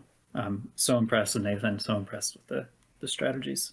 But okay, so I played a round 1 Briar into Lexi, into that Bolton, my friend on Bolton. Right. And then a mid-range dash was round 4. And then we have to skip to day 2, all the way to round 11, because the second draft was the first part of day 2. So CC day 2 resumed round 11, which was Lexi. Round 12 was Lexi. I'm truly at the top tables now. There's a lot of Lexi. Yeah. Lexi. Then Big Dragon Dromai, the big bad wolf. And then round 14 was Lexi. That was the final round. I ended 11-3 at 12th. So the record was good enough to be top 8, but the breakers were not. Right, okay. And part of this was due to, if I could do story time here, part of this was due to my round 1 loss against Briar. I sideboarded as though it was a Channel Mat Heroic deck, and it turned out to be the breakout deck of the tournament, the Fatigue deck with Crown of Briar, Seas. yeah. You'll notice, actually, this list is pretty poorly designed to fight that Briar deck. I talked a lot about this hedge board with Bolton and Dory. I did not have one for Briar. Right. I sort of thought the deck was a meme, and I won't say it cost me a top 8 appearance, because statistically I think it was still correct to sideboard for Channel Mat Heroic in the first round of the tournament. But, that's just how tournaments go. There's some randomness. I think, thankfully, this deck will be rotating, so we shouldn't have to talk about it too much. We don't really have to worry about it, I think, at this point, because, like, when the next banned and restricted announcement was, like, next week after Nationals finishes up, I think, everywhere. Right. And that means that, like, at that point, we don't really need to worry about it anymore, so that should be fine. So if I can just talk about the Big Dragon Dromai, because, Bruno, you did mention against a Dromai pilot who knows your game plan, it is significantly unfavored. Yeah. I do think this is true. So I just want to talk about this Dromai, because my only loss was to that Briar. I beat all 7 other CC opponents. So this Dromai match was interesting. My opponent definitely had the matchup knowledge disadvantage. I knew more about my strategy and his strategy and the interactions than he did. But he's a very good player. His name is Craig Pollock. He's very highly rated on the leaderboards, plays a lot of competitive events, and he typically plays a Guardian. So I actually, when I sat down from him, knowing all these things, I sort of figured I was dead. But we battled, and it was a very interesting match. There were a couple of interactions I wanted to highlight for the audience here. One of them was I tried to find a turn where I could shred a Leave No Witness that was face up, so I didn't swap into it. And the idea was to create silver so that I could face tank a Kyloria hit. Kyloria mandatory steals an item before it tries to draw a card. Yeah, like if you have a silver, they don't get the card, they get your silver, and it's pretty useless for them. Yep. So this happened in our match, and I think it gained me pretty much a whole card worth of value, because the Kyloria would have drawn something that goes right into Craig's arsenal. Absolutely, yeah. So that was pretty important. And then there's another interaction with Snapdragon Scalers. This is, again, that distinction between Snapdragons and Black Tech, and where you want one versus the other. Against Dromai, Snapdragons is the choice, and this scenario is one of the reasons why. So the match comes down to each of us are at 4 life. His board is several dragons, maybe 2 Miragai, a Kyloria, and a couple Ashwings, something like that. So I'm pretty dead if I don't draw a popper every turn or force lethal on him. Mm-hmm. I have my Snapdragons. I have 4 cards in my hand. My arsenal is a Leave No Witness, which I believe got there from a Ponder token. And I started the turn just by playing the Leave No Witness from Arsenal. So now Craig looks at my 4-power attack, which is lethal, and he checks my graveyard to confirm that indeed I'm on Rainbow Shred into his deck. Yep. And he thinks for a long time, and he blocks 10 on my 4-power attack. 10. Okay. 10. So if you do the math, like let's say he blocks 7, which would be he had 1 temper left on his skill furnace and 2 3 blocks. He doesn't straight up die to 2 shreds, but he goes to the point that Flick Knives will kill him. Yeah, sure. So blocking 7 dies to 2 shreds, and I have a 4-card hand, and he's been seeing that I'm pitch stacking shreds, right? So like he's a good player trying to play around something that I could reasonably have. Makes sense, yeah. And I think the tournament fatigue possibly got to him because when he put down 10 block and I asked, is this your final blocking decision? And he said, yes. I activated Snapdragon Scales. Yeah, sure. I had a 4-card hand, including something with Go again, including a swap target. And that was easily lethal from there. But what I want to evoke from this story is that just me having Rainbow Shred in my deck allowed this endgame to be almost unlosable. Right. Makes sense, yeah, because at that point you have this inevitability basically where you're gonna get them into a situation where they have to block, and then Shred is really at its best basically, when you know that any shred that you draw, as long as your hand isn't just all shreds obviously, is gonna be impactful because they're gonna have to block, and then you can push damage that way. Yeah. So that's I think if for any other reason you should run Shred, because it thematically adds this flavor to Assassin, whereby if the opponent is at low health, they expect to die to the Assassin. Yeah, they expect to lose their life to the contract killer, because we have so many ways of closing the game. That's true. I can also share a story actually from my semi-final game against Ben. Yeah, go ahead. That matchup is very fun to play. It was an incredible match actually versus Ben. Probably one of the best, the most difficult matchups of that tournament for me. And Shreds played a crucial role in sort of nibbling his life total down to a point where at the very end of the game, I had set up 2 back-to-back turns that were Nimblism, looking for a scrap into a 2 for 6, either swap or just played out. And his deck was also running a higher quantity of non-attack actions. So I was able to get him to a point where if he had leaked 1 more damage, the semifinal would have went for Uzuri. But I did a Nimblism looking for a scrap, licking the Spider's Bite into a CNC. So he had to have either 2 non-attack actions, or he had to have at least 1. Otherwise, he would have leaked the 1 extra damage that would have finished him off the other dagger through Flick Knives. But he did have the non-attack action, so he ended up blocking for 5. And then the other shreds that I had pitch stacked along with red and yellow isolates weren't lined up correctly, so he was able to, at the last turn of the game, arsenal his last sink in the deck. Right. And my red isolate into a shred wasn't enough to close it out. Okay. So it was a very, very good game, but shreds played a critical part in every element of that game, early, mid, and late. I mean, if you're being able to craft your end game to have enough go-agains to push through their block 12 hands is important to nibble down their life as well. I think that's one of the advantages of running rainbow shreds, or at least like a larger amount of them basically, like, because I think a lot of decks are on something like 3 shreds, typically the yellows. I think that's what you see the most. And then if you want to preserve those for the late game, you kind of have trouble pushing enough damage to actually get to the late game. And if you spend them in the early game to push damage, obviously you don't have them for the late game anymore, right? And running like 7 or 9 copies of Shred the way you guys did obviously gets around that, because you just have so many of them that some of them will end up on the bottom of your deck just naturally because you pitched them. And then you can kind of spend the reds in early game. You don't need to pitch stack those. Sometimes you can maybe get them to the bottom with like a sink below or something and have them be impactful there. But you can also just play them out first cycle to push some extra damage and get to that late game end state that you want to get, where the opponent is low on life and they have to be afraid of every single thing that you do. And you get there that much faster because you can just use the shreds to punch through their defensive layers. Right. So I want to just talk one more maybe play pattern with shred for those who have found it clunky. So in these slower matchups, Codex of Frailty often is used as a flexibility card, not as a blowout card. Mm-hmm. Against Lexi and Ninja, you play Codex and they start squirming. It is that good against them. Against Bravo, the Frailty doesn't matter too much. He tries to keep his arsenal full most of the time, so the discard doesn't always hit him.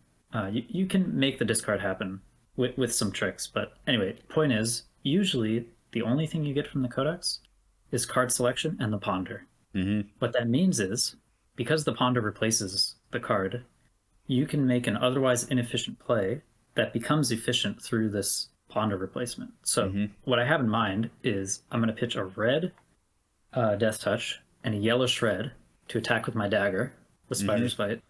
Then I'm going to play Codex, and I'm going to return with my one resource floating, another Death Touch from my graveyard. So now I have a pitch stack lined up of Shred Death Touch, which is going to be super hard to interact with when all their defense reactions are gone. And even though it took 3 cards to do this play, the Ponder replaces itself, and I end up with something that's on rate or above rate if the Death Touch hits. While setting up that Shred second cycle. So there are ways that you can use the daggers to creatively pitch, set up endgame turns, and the Codex can get you through value-wise. Yeah, and like the slower matchups where you have this extra space to just keep an extra red that you can pitch inefficiently can be pretty good to just set up the late game, definitely, yeah. All right, so I think Nathan is gonna have to leave at this point, if I understood that correctly, right? Yes, I have a hard cutoff, and I apologize for that, but I really appreciate you having me on. It was an amazing time to play this deck. I think that it proves that Uzuri is good into the field. It's a solid pick into any sort of armory, and I think that the ratios are getting tuned enough that we are very much on the right track. And I look forward to seeing where Uzuri is after Bright Lights Uzuri. Yeah, 100%. And I can say with confidence that I know that there's gonna be some interesting things coming for us there. All right. Thank you for having me on, and I will talk to everyone later. Yeah, see you around. It's been a blast. Thank you for coming here and sharing your thoughts on the deck. Appreciate it. See you, Nathan. All right, so we went over the deck, we went over the sideboard choices, we had some input on what your matchups look like, what the deck looked like at the tournament. So how about we do the customary thing on this channel and we put the deck through its paces. We do a test matchup. I just play the deck with you sort of like coaching me along if you have the time for that. Yeah, absolutely. I hope you're comfortable assigning chapters to your YouTube videos because we have been here for a while. Yeah, I'm fine with that. I said before, I think my viewers are used to these videos going a little bit longer than what you would see on other channels. I think that's part of the charm of the deck. And so what do you think we should do? Like Bravo maybe, or an Iyslander? I think those are like 2 pretty prevalent matchups at the moment. I think you should. Well, okay, so what type of Uzuri do you personally usually play? I've played all flavors of Uzuri at this point. The one that I've had the most success with competitively was Redline. That's what won me Road to Nationals. But I haven't really touched Uzuri in the last, I don't know, like 2 or 3 months, because I decided to play Levia at my own Nationals, which turned out to be a mistake, but let's not go into that too much. So I haven't played a ton of Uzuri in the last couple of months. Okay, I asked because it seems like you might be in for a challenge if Redline is the deck you're comfortable with. So yeah, Iyslander should be good. Okay, sounds good. It's also a matchup that I appreciate more experience into, so this should be fun. Okay, 100%. All right, let's get into the game here. And let's see if we actually manage to snag an Iyslander like we requested. Gonna sideboard appropriately already. Yeah, so this sideboard, the idea is you have a lot of shreds in your deck. So when Iyslander tries to make an efficient trade, we can try to force an on-hit with shred. So usually that's we're trying to give her inertia tokens through sedate and death touch, or disrupt the hand with shakedown. Yeah, because like Arsenal Disruption obviously doesn't really do anything versus Iyslander. She can just play it out in response. So like CNC is kind of not that good into the matchup, I would imagine. Like it's probably mostly going to be used to just, you know, block 3 against one of her attacks or something like that. And that's why you also see the sync below. Most Icelanders at this point are on the attack action version. Yeah. And if they aren't, there's not too many other options in our sideboard to, you know, actually replace the sync below for better effect. I think you can absolutely build an Uzuri deck that is more equipped for Iyslander.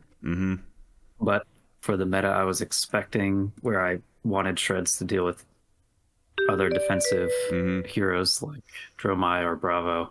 Sure. This is kind of the strategy I ended up on. Yep.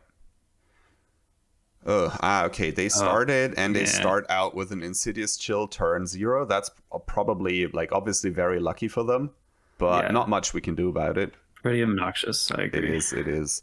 So probably I would go lead with a Nerve Scalpel because we have the extra blues to play through any of their disruption, and then maybe go Isolate into Surgical. I think I would simply just play the Isolate into Surgical. Okay. The reason is we'll probably get the 1 damage Nerve Scalpel would have done as block value by holding the extra blue. So okay, I think it should work out this way. Right. And we dodge an Insidious Chill tax this way as well. That's true. That's true. Cool. Yeah. So we just go with that. And I mean, I would expect Iyslander to be on D-reacts in this matchup. So we're going to have to navigate those. But, you know, there's not really a lot we can do about that. Yeah, we'll see if they're on more than 4. You know, some Icelanders have brought Fate Foreseen in as well because of Lexi. So I'm actually expecting a D-react in Arsenal here because they didn't disrupt our Isolate play from Arsenal. So it's very possible that she will just have a D-react here. Yeah, I agree that's possible. She actually doesn't. Okay. There's nothing. Interesting. So she has like encased... Okay, they're on a pure ice build. That's a little bit rougher for us.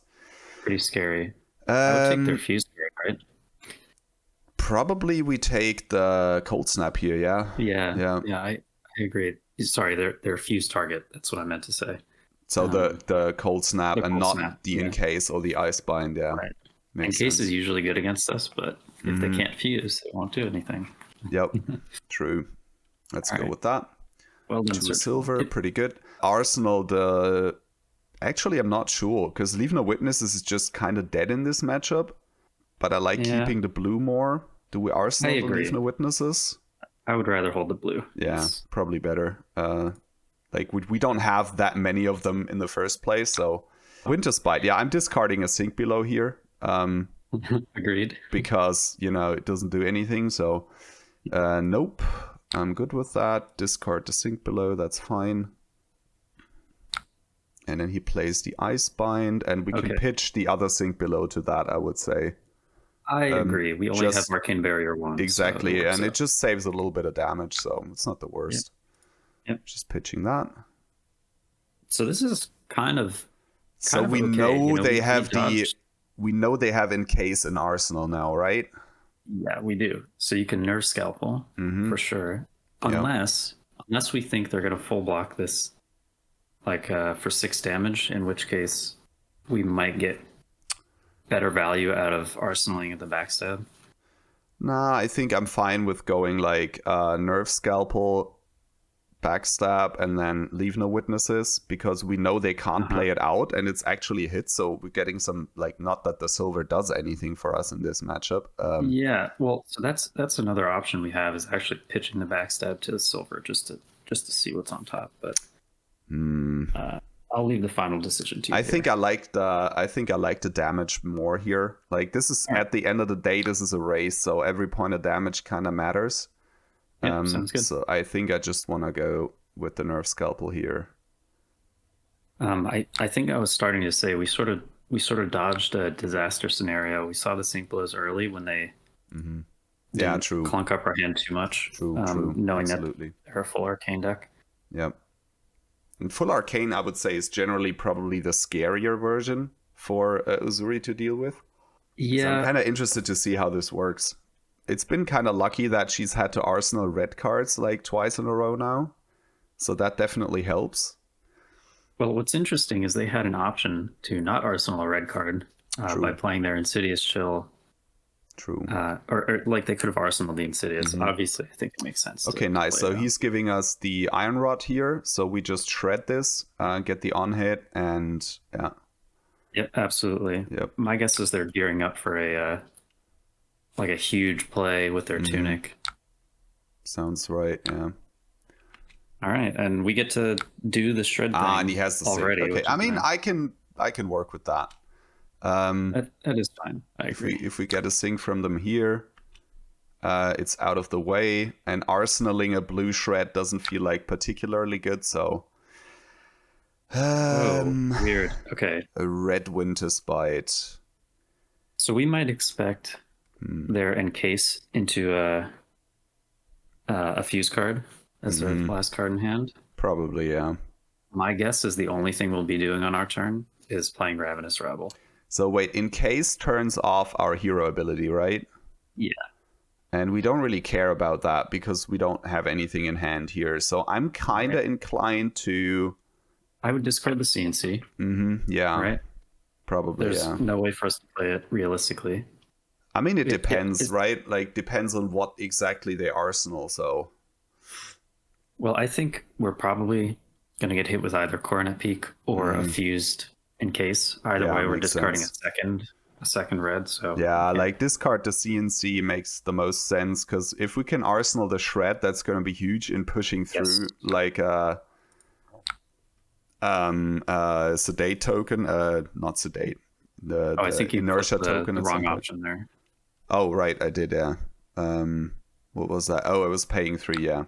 Sorry. Yeah. We just I don't want to pay. I just discard. So there we go. Yeah. Tricky UI. Yeah. Sometimes a little annoying. Okay, so he's playing his case. He has a Frost Hex. Okay, all right. So we know we have one Frostbite to work with, right? If he wants to develop that. Choose if you want to pay 2 to avoid discarding. No. Discard the Hurl, I would say, right? Yeah. And then we just send Rabble Arsenal the Shred. Yeah, I agree. Yeah, probably best. And we might even bait out the Frost Hex when we play the Rabble. It should be fine for us. Yep. I find it interesting the way Nerf Scalpel ended up working last turn because they had the Sink Blow, which could not cleanly cover Leave No Witness. Yeah. So they actually had to give us an extra card to... It was actually relevant, yeah. They had to give us card and equipment, actually, because they wanted to bait out the... They played a Frost Hex. And we revealed the Herald. Yeah, okay. I wasn't sure where the reveal was coming from, to be honest, but... Gotcha. Yeah, okay. And here's a Sink Below on a Nerf Scalpel, on the Ravenous Rebel. Perfect. Yep. If they use defense reactions on regular damage, I don't mind that. Agreed. That's pretty decent. We're gonna take 1 of the Frostbite here. Yep. Arsenal the Shred. Oh, wow. Yeah. What an interesting hand. I mean, it's not so bad. He's going for a Coronet Peak here. So we just discard 1 of the Shreds. The other option is to use Tunic to pay for the Coronet Peak, which I don't hate. But then we can't really do anything with our turn, right? Like, because we have no way to pay for the Surgical if we wanted to send that. I think sending the Surgical probably is the best option. The thing is, if we activate Tunic on our turn... Yeah, true. They have a window. That's true, yeah. Like, a lot could go wrong, you know? So we just kind of naked send the Surgical? That's the idea? I think, yeah, like, send surgical pitching 2 reds. It feels pretty bad, but at least we get to dodge the coronet by using Tunic here, right? I guess makes sense. Yeah, fair enough. It's kind of the same thing, you know. Either we pitch a red or True. and The use thing is, Tunic or I kind of want to send a hurl here, but it's just now we have to hold the hurl to pay for a shred that we need to send, right? And I think we still need to keep the shreds here. So we go like this, and then we go hurl shred. Yeah, I agree. And now if they disrupt us, we can still shred it with the other one. So unless they have like a CLF, obviously, but yeah. I mean, this is just the problem with playing against Iyslander. It's way easier for us. Yeah, way easier for us to draw an inefficient hand because of their hero power. That's unfortunately true, yes. Wait, are they going to try to sync blow this? I think they just let it hit, which is weird, but also their hand is kind of not that great, so maybe they just wanted to make a good play. Maybe they have like a red Ice Vein arsenal or something. Maybe. Kind of like... So, I think Ice Eternal is potentially strong for them because they have a Frost Hex out, and it Confuse. And they have Ice 4 Bolt lines up blues. with their Tunic. Ice Bolt lines up with the Tunic, yeah. And it's a race, so I think one of those is probably what we're taking. I think I'm good with taking the Ice Eternal just because they could play it out. They have like Tunic and 3 blues or 2 blues. Yeah, right. If we leave the Ice Eternal, so that's like Ice Eternal for 6, and they can't fuse it then. So I don't know. But they also pitch it, and then it goes back in the deck, and that's kind of annoying. So yeah, you could take the Ice Eternal. I think that's fine. And they have enough fuse targets that it doesn't matter if we take one of them. So I think we go for the Ice Eternal here.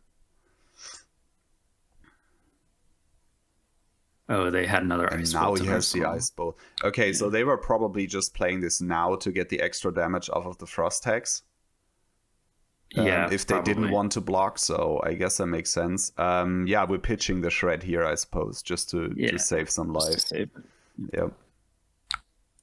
I don't really agree with how the Iyslander has approached that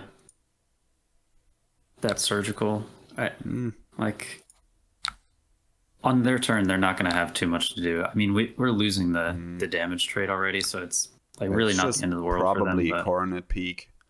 Yeah. So we have to discard here, which is all right.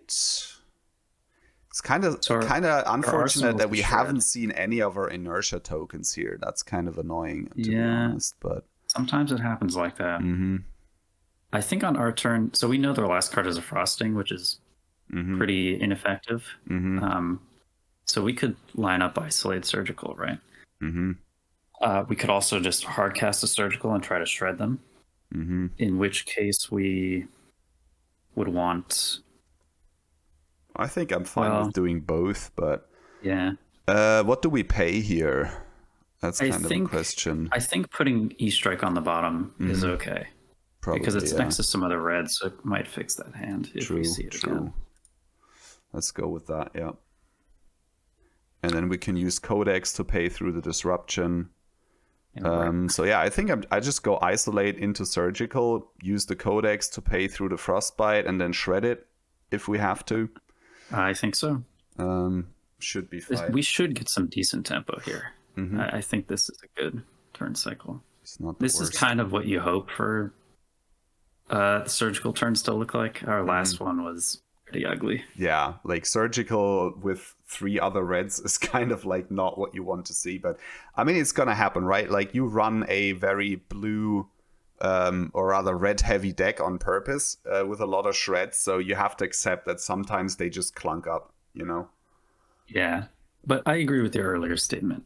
If we had some of our higher damaging attacks by this point, the game would be looking much better. Yeah. Okay. But also there aren't too many of those in the deck after all. That's true, so it's kind of okay. It seems like they are just racing, which is, again, pretty obnoxious given that we haven't drawn high damaging cards. Yes, and we have a shred stuck in Arsenal because they're not blocking, so that is kind of annoying. Yeah. Yeah. Okay, we got a Channel Lake. Oh. That's pretty good, though. And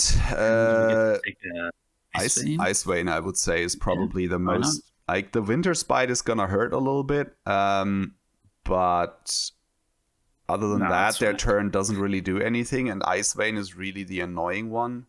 Sure, they can Brain Freeze and Ice Fuse it, and that's also kind of annoying, but yeah, we take the Ice Vein here. Yeah, this could be worse. It's just the highest damaging card that they have access to in this scenario.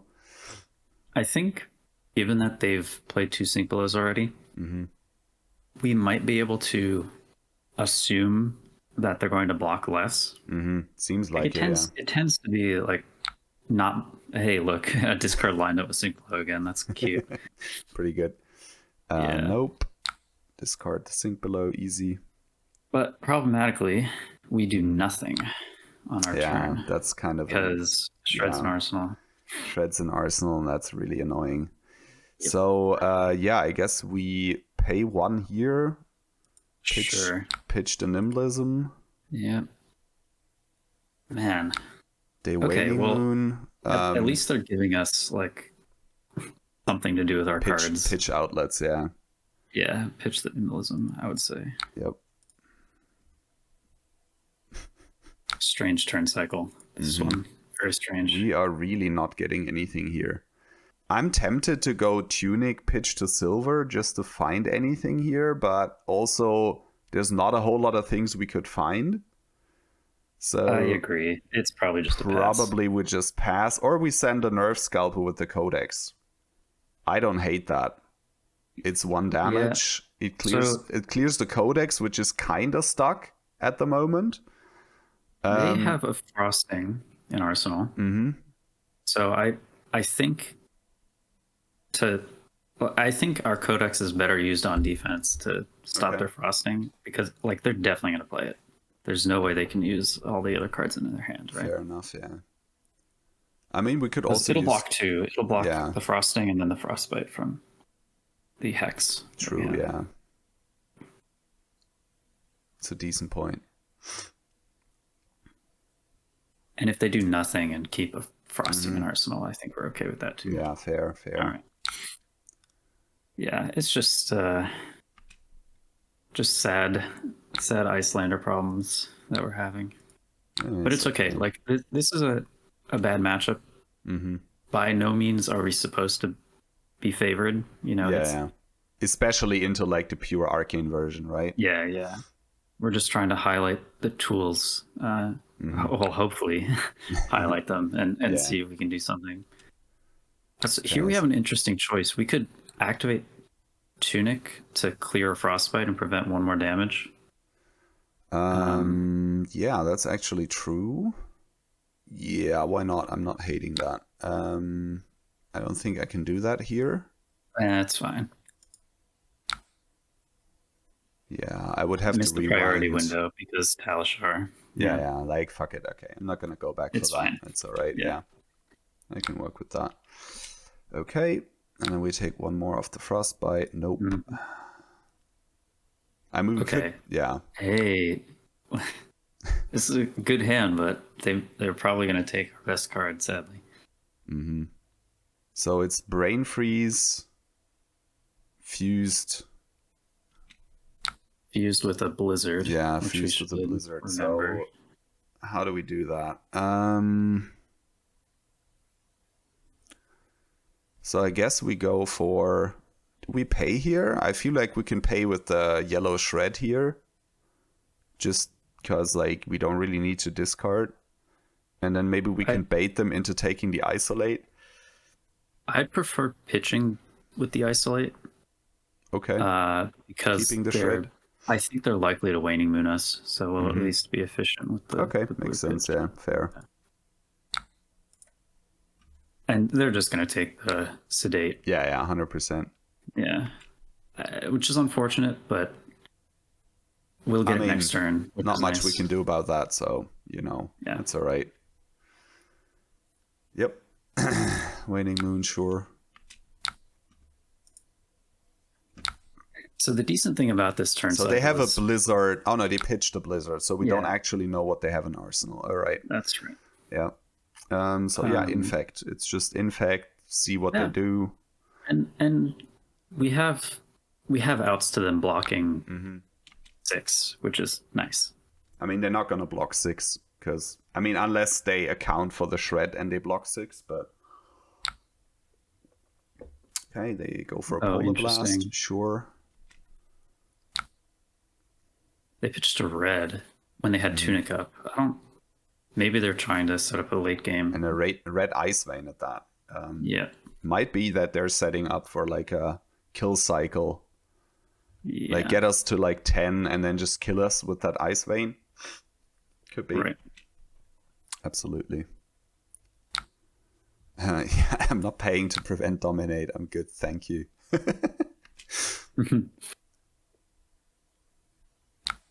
Waning Okay, Moon. the Waning Moon. Pitch. Yeah, we can defend with shred, I think.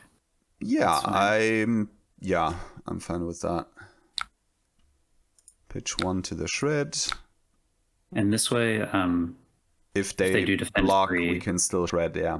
And we have 1 floating to pay for that. They do. it'll clear the frostbite as well, which means Yep, it prevents another damage, so that's pretty good. very decent value on the yellow pitch. They might have a sink here again, but, they don't. Okay, that's pretty decent, yeah. Yeah. So we got 5 damage through effectively. They could just pitch to the Blood Rod, to be honest. I could see them doing that. Just do nothing, pitch to Blood Rod, Arsenal. Could very well be the turn that they go for, actually. So You can imagine if their fuse card was not, or their spell on their turn was not Brain Freeze, we'd have had an opportunity to do the Sedate Shred. So they go for Coronet Peak. I think we just Tunic here again, right? Or do we need to? Does this hand actually do anything? I think we're not scared of too much that they could have. The only issue would be if they had a fuse spell to trigger Insidious. So I would prefer to pay with Tunic here. Yeah.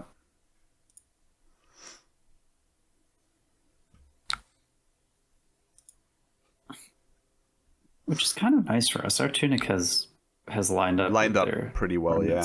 Yeah. Okay, so I think here we just start with the Sedate and then see how it develops, right? Either they block with 1 card, then we can switch into Shakedown. If they block with 2 cards, we can maybe even use Snapdragons and then hardcast the Shakedown or something. So we have a couple of options here. We do. Yeah. So we just start with the Sedate, I would say. And then we have 1 extra resource to pay through any Frostbites that they might have. So we have some options here. I think finally this is like the turn cycle where we're playing our game instead of Icelanders. Yep. And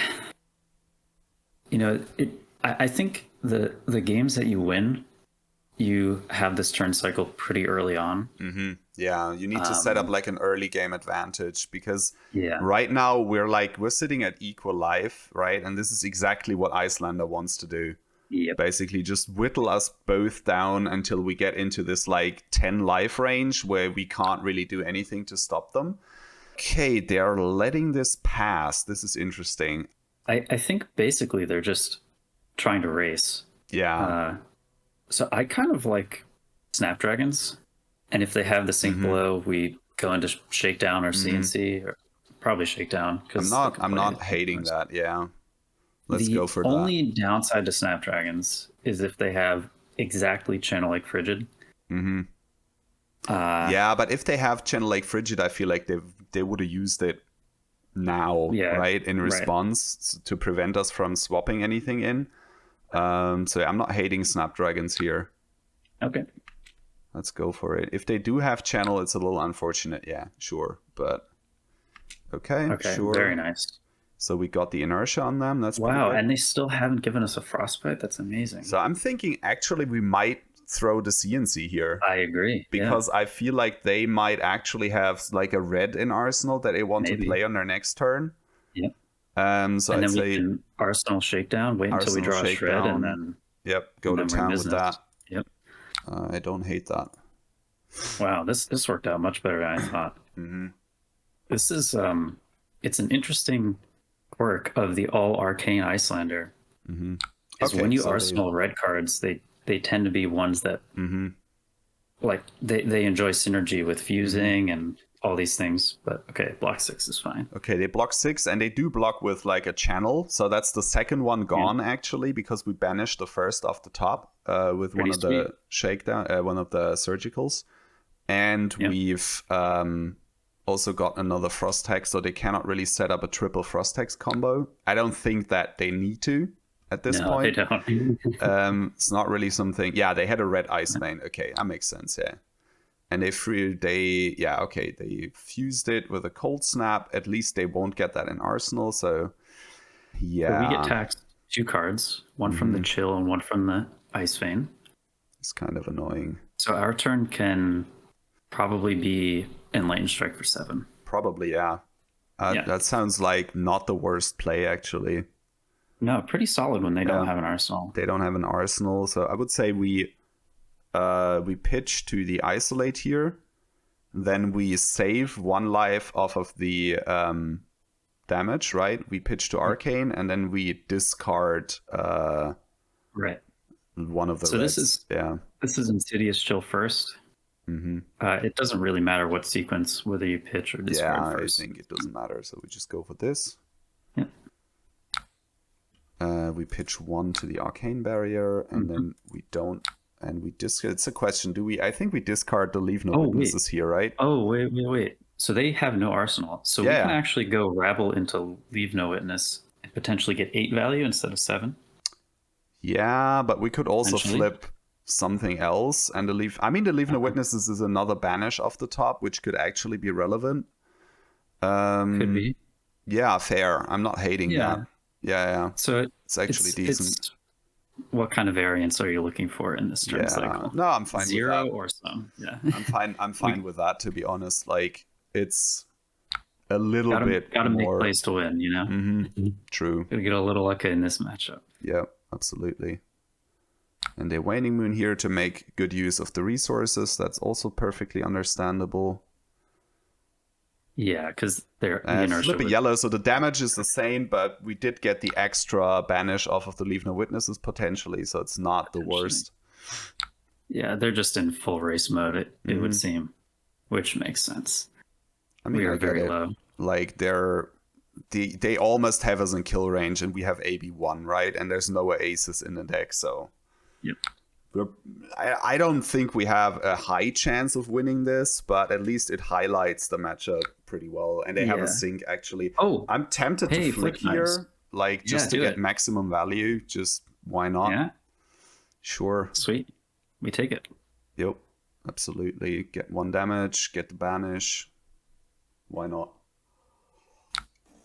And that's the 3rd sync gone, and I haven't seen any fate, so I'm thinking they run only 3 defense reactions. And we actually get Insidious Chill. Perfect. Wow. That's a pretty decent hit. Way to show. And they're doing Frost Hex? Their turn is just setting up a Frost Hex and probably arsenaling a blue or something. Okay, so what do we do here? That's a good question. I don't mind starting with silver. Mm-hmm. Silver off of the backstop, and then just see what we get. And if they decide to respond, then we'll have more information, right? Sure. We're really looking for a shred. That would be... Shred would be pretty That's an ideal card. Yeah. That's not exactly an ideal card. It's kind of okay. Yeah. It's definitely strong in this scenario. So yeah, I think at this point now we just go with the infect and then see where we go from there, right? Yeah. Yeah. I'm now realizing, we got so excited about the Flick Knives value that we lost Flick Knives Knives on turning on the Shakedown. Shakedown. Yeah, I think it's fine because Yeah. we are bound to draw another shred at some point, and then it should be fine. And we did get the Insidious Chill off the top, which is a pretty big hit, to be honest. So that's not too bad. And we're sort of in the shred just kills them range, which is kind of funny. But so The question you can is, imagine, do we go for Death Touch or Shakedown here? I feel like if they let it connect, I think Shakedown, right? I agree. Yeah. Because it takes a card, and sure, them not having an arsenal is pretty good. But yeah. So what I just want to point out is like the life totals are where they are, given that they started with a turn 0 Insidious Chill. True. So you can imagine if we have like roughly 6 more life, that's probably the value Insidious Chill generates. Or they have sounds about right. 6 fewer life, whatever. Like the game actually doesn't look that bad. So yeah. And we had a couple of early turns that were like not really doing anything. Yeah. Which is like, look, when it's a bad matchup, the chances, like the reason it's a bad matchup is the chances of stuff going wrong is higher than usual. True. And they definitely went wrong in this game, and there's just nothing we can do about it. They block 6. I am tempted to swap into the Death Touch here just so we have a Death Touch in the graveyard. I like it. And like, I mean, we're not doing anything with our hand anyways, right? So... And we get to draw an extra card after this. Yeah. So I think we just do this just to get that out there, and then that's it. Yeah, the Iyslander, I think, is they. I think they're aware. They're aware Yeah. of how we can, kill them basically. Yes. So yeah, in case, that's annoying here too. It's horrific because we can't use our switch dominate. in. Yeah, that's really annoying. And we don't have anything to turn on the Shakedown. To be fair, they don't know that. That's true. So we could do something like pitch, isolate, play Shakedown from Arsenal or Codex, right? Either one. And we're probably pitching yellow this turn to defend 2. Makes sense. And we can probably pitch the Codex actually, just because I think so. Don't really have anything to do with it, or we pitch the Isolate, keep up the Codex. Like, it doesn't really matter, I think. Yeah, but I say pitch Codex.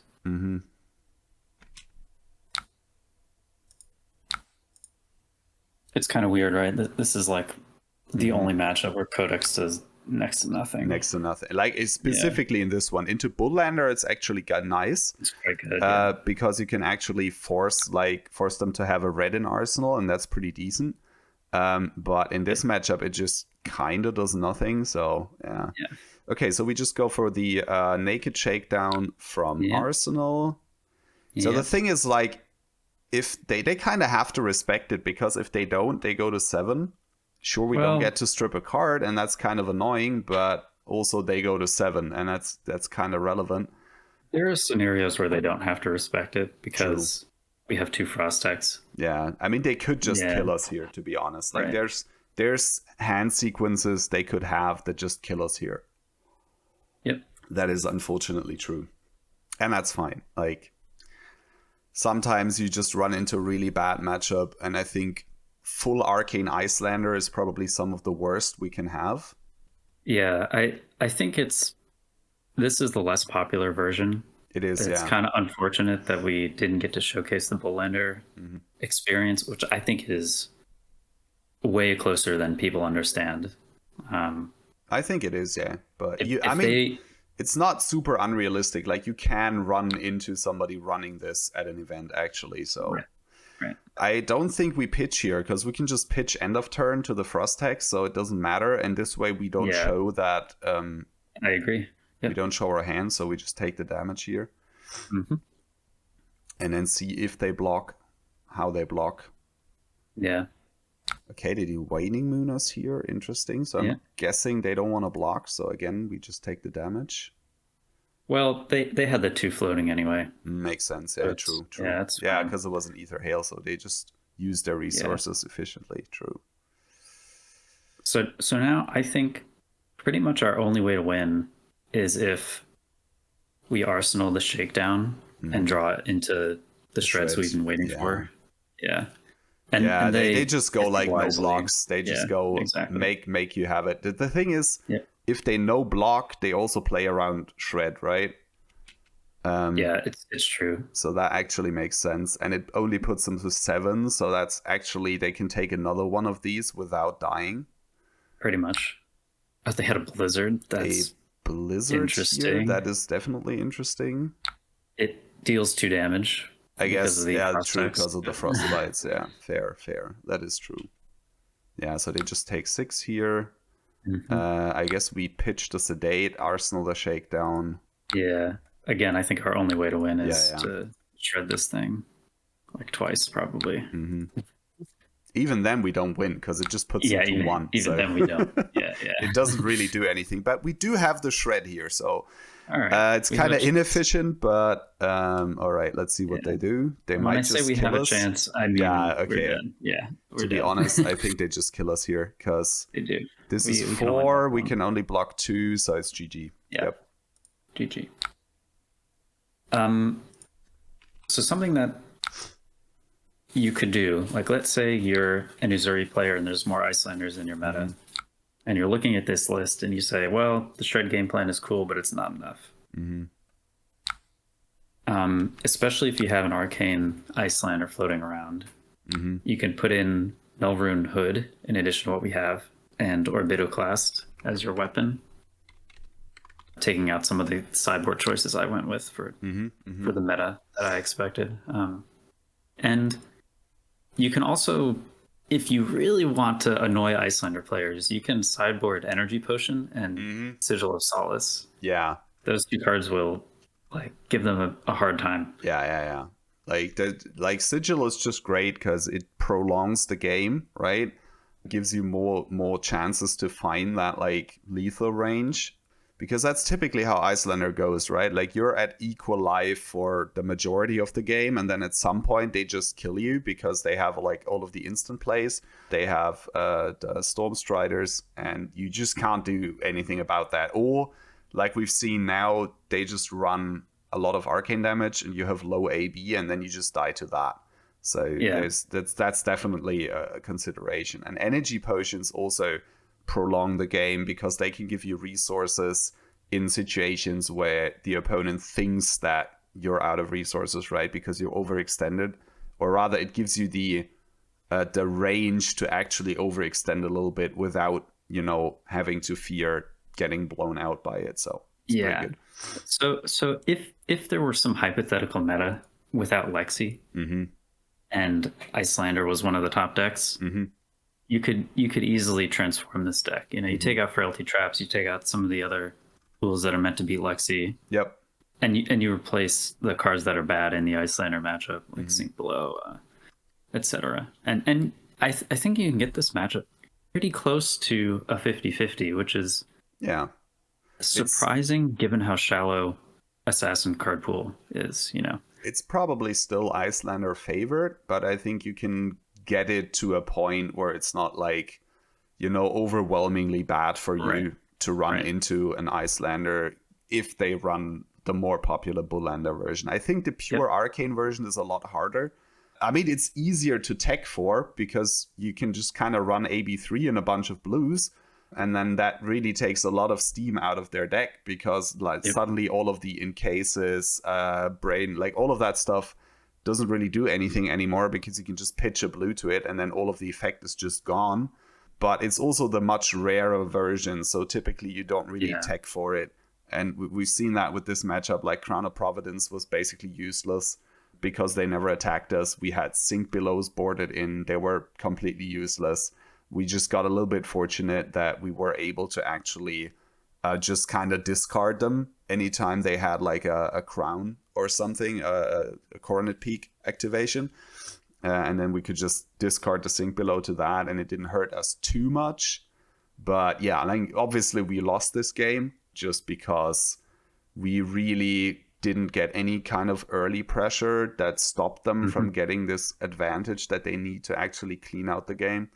It happens. Like it's an unfavored matchup for a reason. So, but we're hoping that at least this game gave you a couple of ideas of maybe how to navigate it, and maybe a couple of ideas on what you could do if you have like a local Iyslander player that you're having a hard time into. Maybe there's some pieces of tech you could run, like Tom mentioned. Go for Sigil of Solace, go for energy potions, put those in the sideboard. Those are definitely cards that make the matchup a lot harder for Iyslander to navigate. And I would look to the turn we actually landed a shred as kind of the thing you want to be doing. You want to put the Iyslander in a situation where they don't know what the last card or two in your hand is.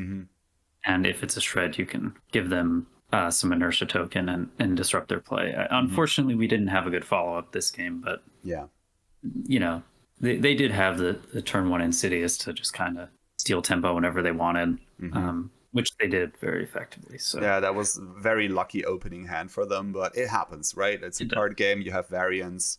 Sometimes it comes to bite you in the backside. Not really much you can do about that. So yeah, I think there's more to be explored here. There could even be some scenarios where we play Nulrune Hood, 2 daggers, and Flick Knives, and therefore allow us to play Looking for a Scrap, which is one of the strongest plays we can make in the deck. Maybe, yeah.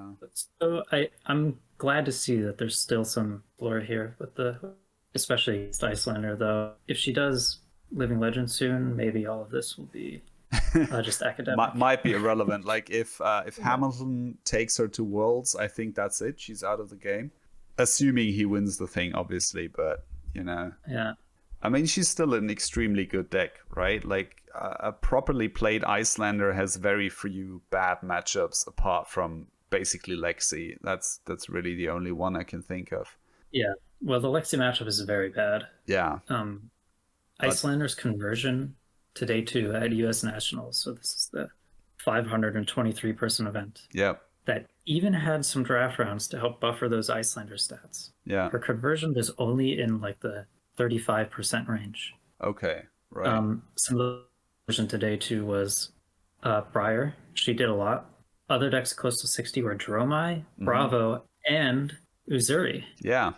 Like, I think Uzuri has a pretty above average conversion rate in basically any event that she's played in. There's a bunch where she's not highly represented, like not a lot of people pick her.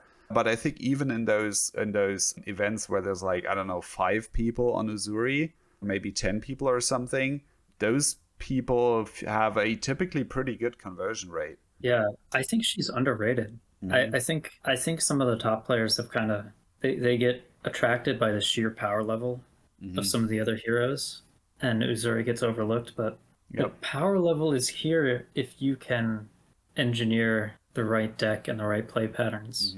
Yeah, that's true. Like, there hasn't really been any like really high placing top level player that has played Uzuri, right? I don't think so. At least not at any, major competitive event.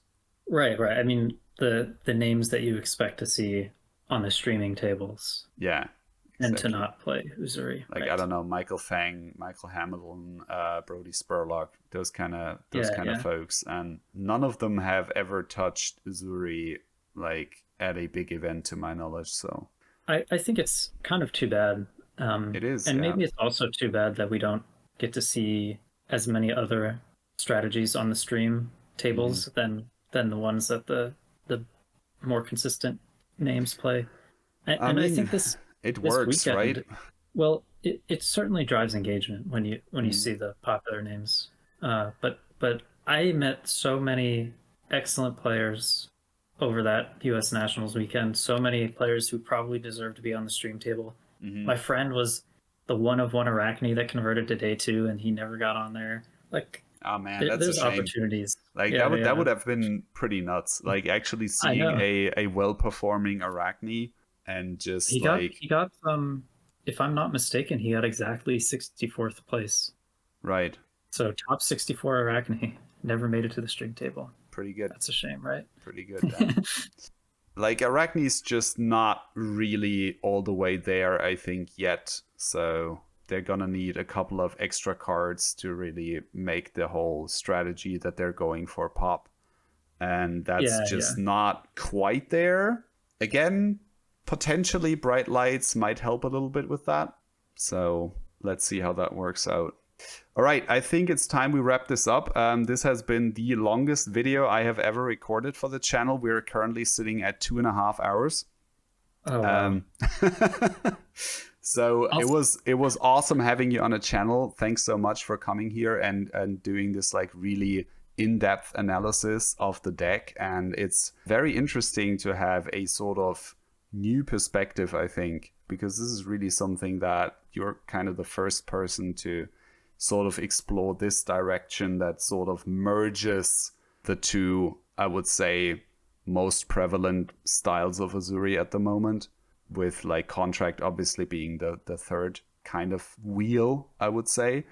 Or maybe not third wheel, but sort of like the third axis that Uzuri operates on. So you have like the aggressive red line style, the like slightly more defensive blue style, and then the Contract as like the third option that you can go for. And this one meshes like the red and the blue in a very interesting and novel way. I can't say I was going for something novel. Mm-hmm.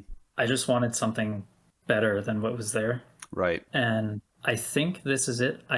I want to say that the results from our two tournaments, like over 1,000 players between the two tournaments, I'm pretty sure the results carry enough weight to say this is a strategy that should be explored more. Mm-hmm. I really hope people do. So I'm glad you had myself and Nathan on here. I'm glad we can get this out.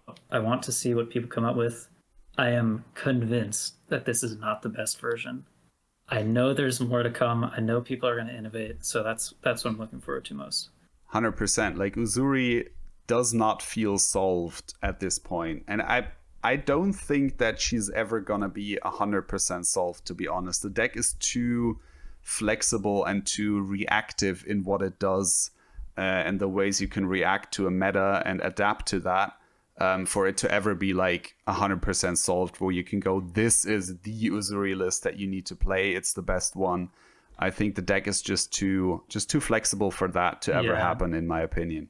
So look, I have one wish for a future Uzuri card. I would hope that it's a specialization of hers, because if Arachne got it, it wouldn't make too much sense. And this might be too powerful of a card. But given that Katsu recently got a card that's not only a combo starter, but a mid-combo card that's Descendant Gustwave, I think Uzuri, if she got a stealth card that simply said stealth go again, those are the two keywords on the card, that would make this strategy blow up. It would be so good. Yeah. We'd be talking about like your opponent can never defend that card properly. It'll be so much fun. So that's my wishlist item. That would make the deck a stealth card with native go again would be very, very strong. Yeah, 100%.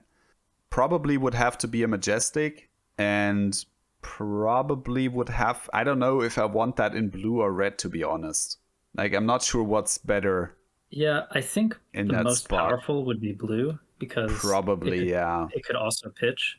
Yeah. But the nice thing about it, if it were red, is that it facilitates, like, basically it would replace Hurl, and it would be close to a main board card at that point, and that would be, that would be insane. Like, if that card blocked 3, that would be a main board card 100%. But I don't think, like, you can't have a 0-cost 3 go again that blocks 3, especially not in Assassin. Like that, probably not. It would have to block 2, or maybe like be a blue card or something. I don't know. It would be a very interesting card for sure. Like, I would love to see that. But I think it would come with a bunch of restrictions that would make it maybe a little less appealing than it sounds at first glance. So, yeah. Yeah. So even though I just opened a can of worms, probably this is a good time to say goodbye to all the viewers if they've made it this far. Yeah. If you're still here, thank you for watching. Again, it's been a pleasure having you on the channel here, elaborating on this deck. And if you out there want to play this deck, obviously the link to the deck list is going to be down in the description of the video. You can check it out there. Like I said, Tom's gone through the trouble of putting all of the matchups in there, so you can just check it out hit it up on Talishar, play it there, and have some fun with Uzuri. And with that, it's time to say goodbye and see you in the next one.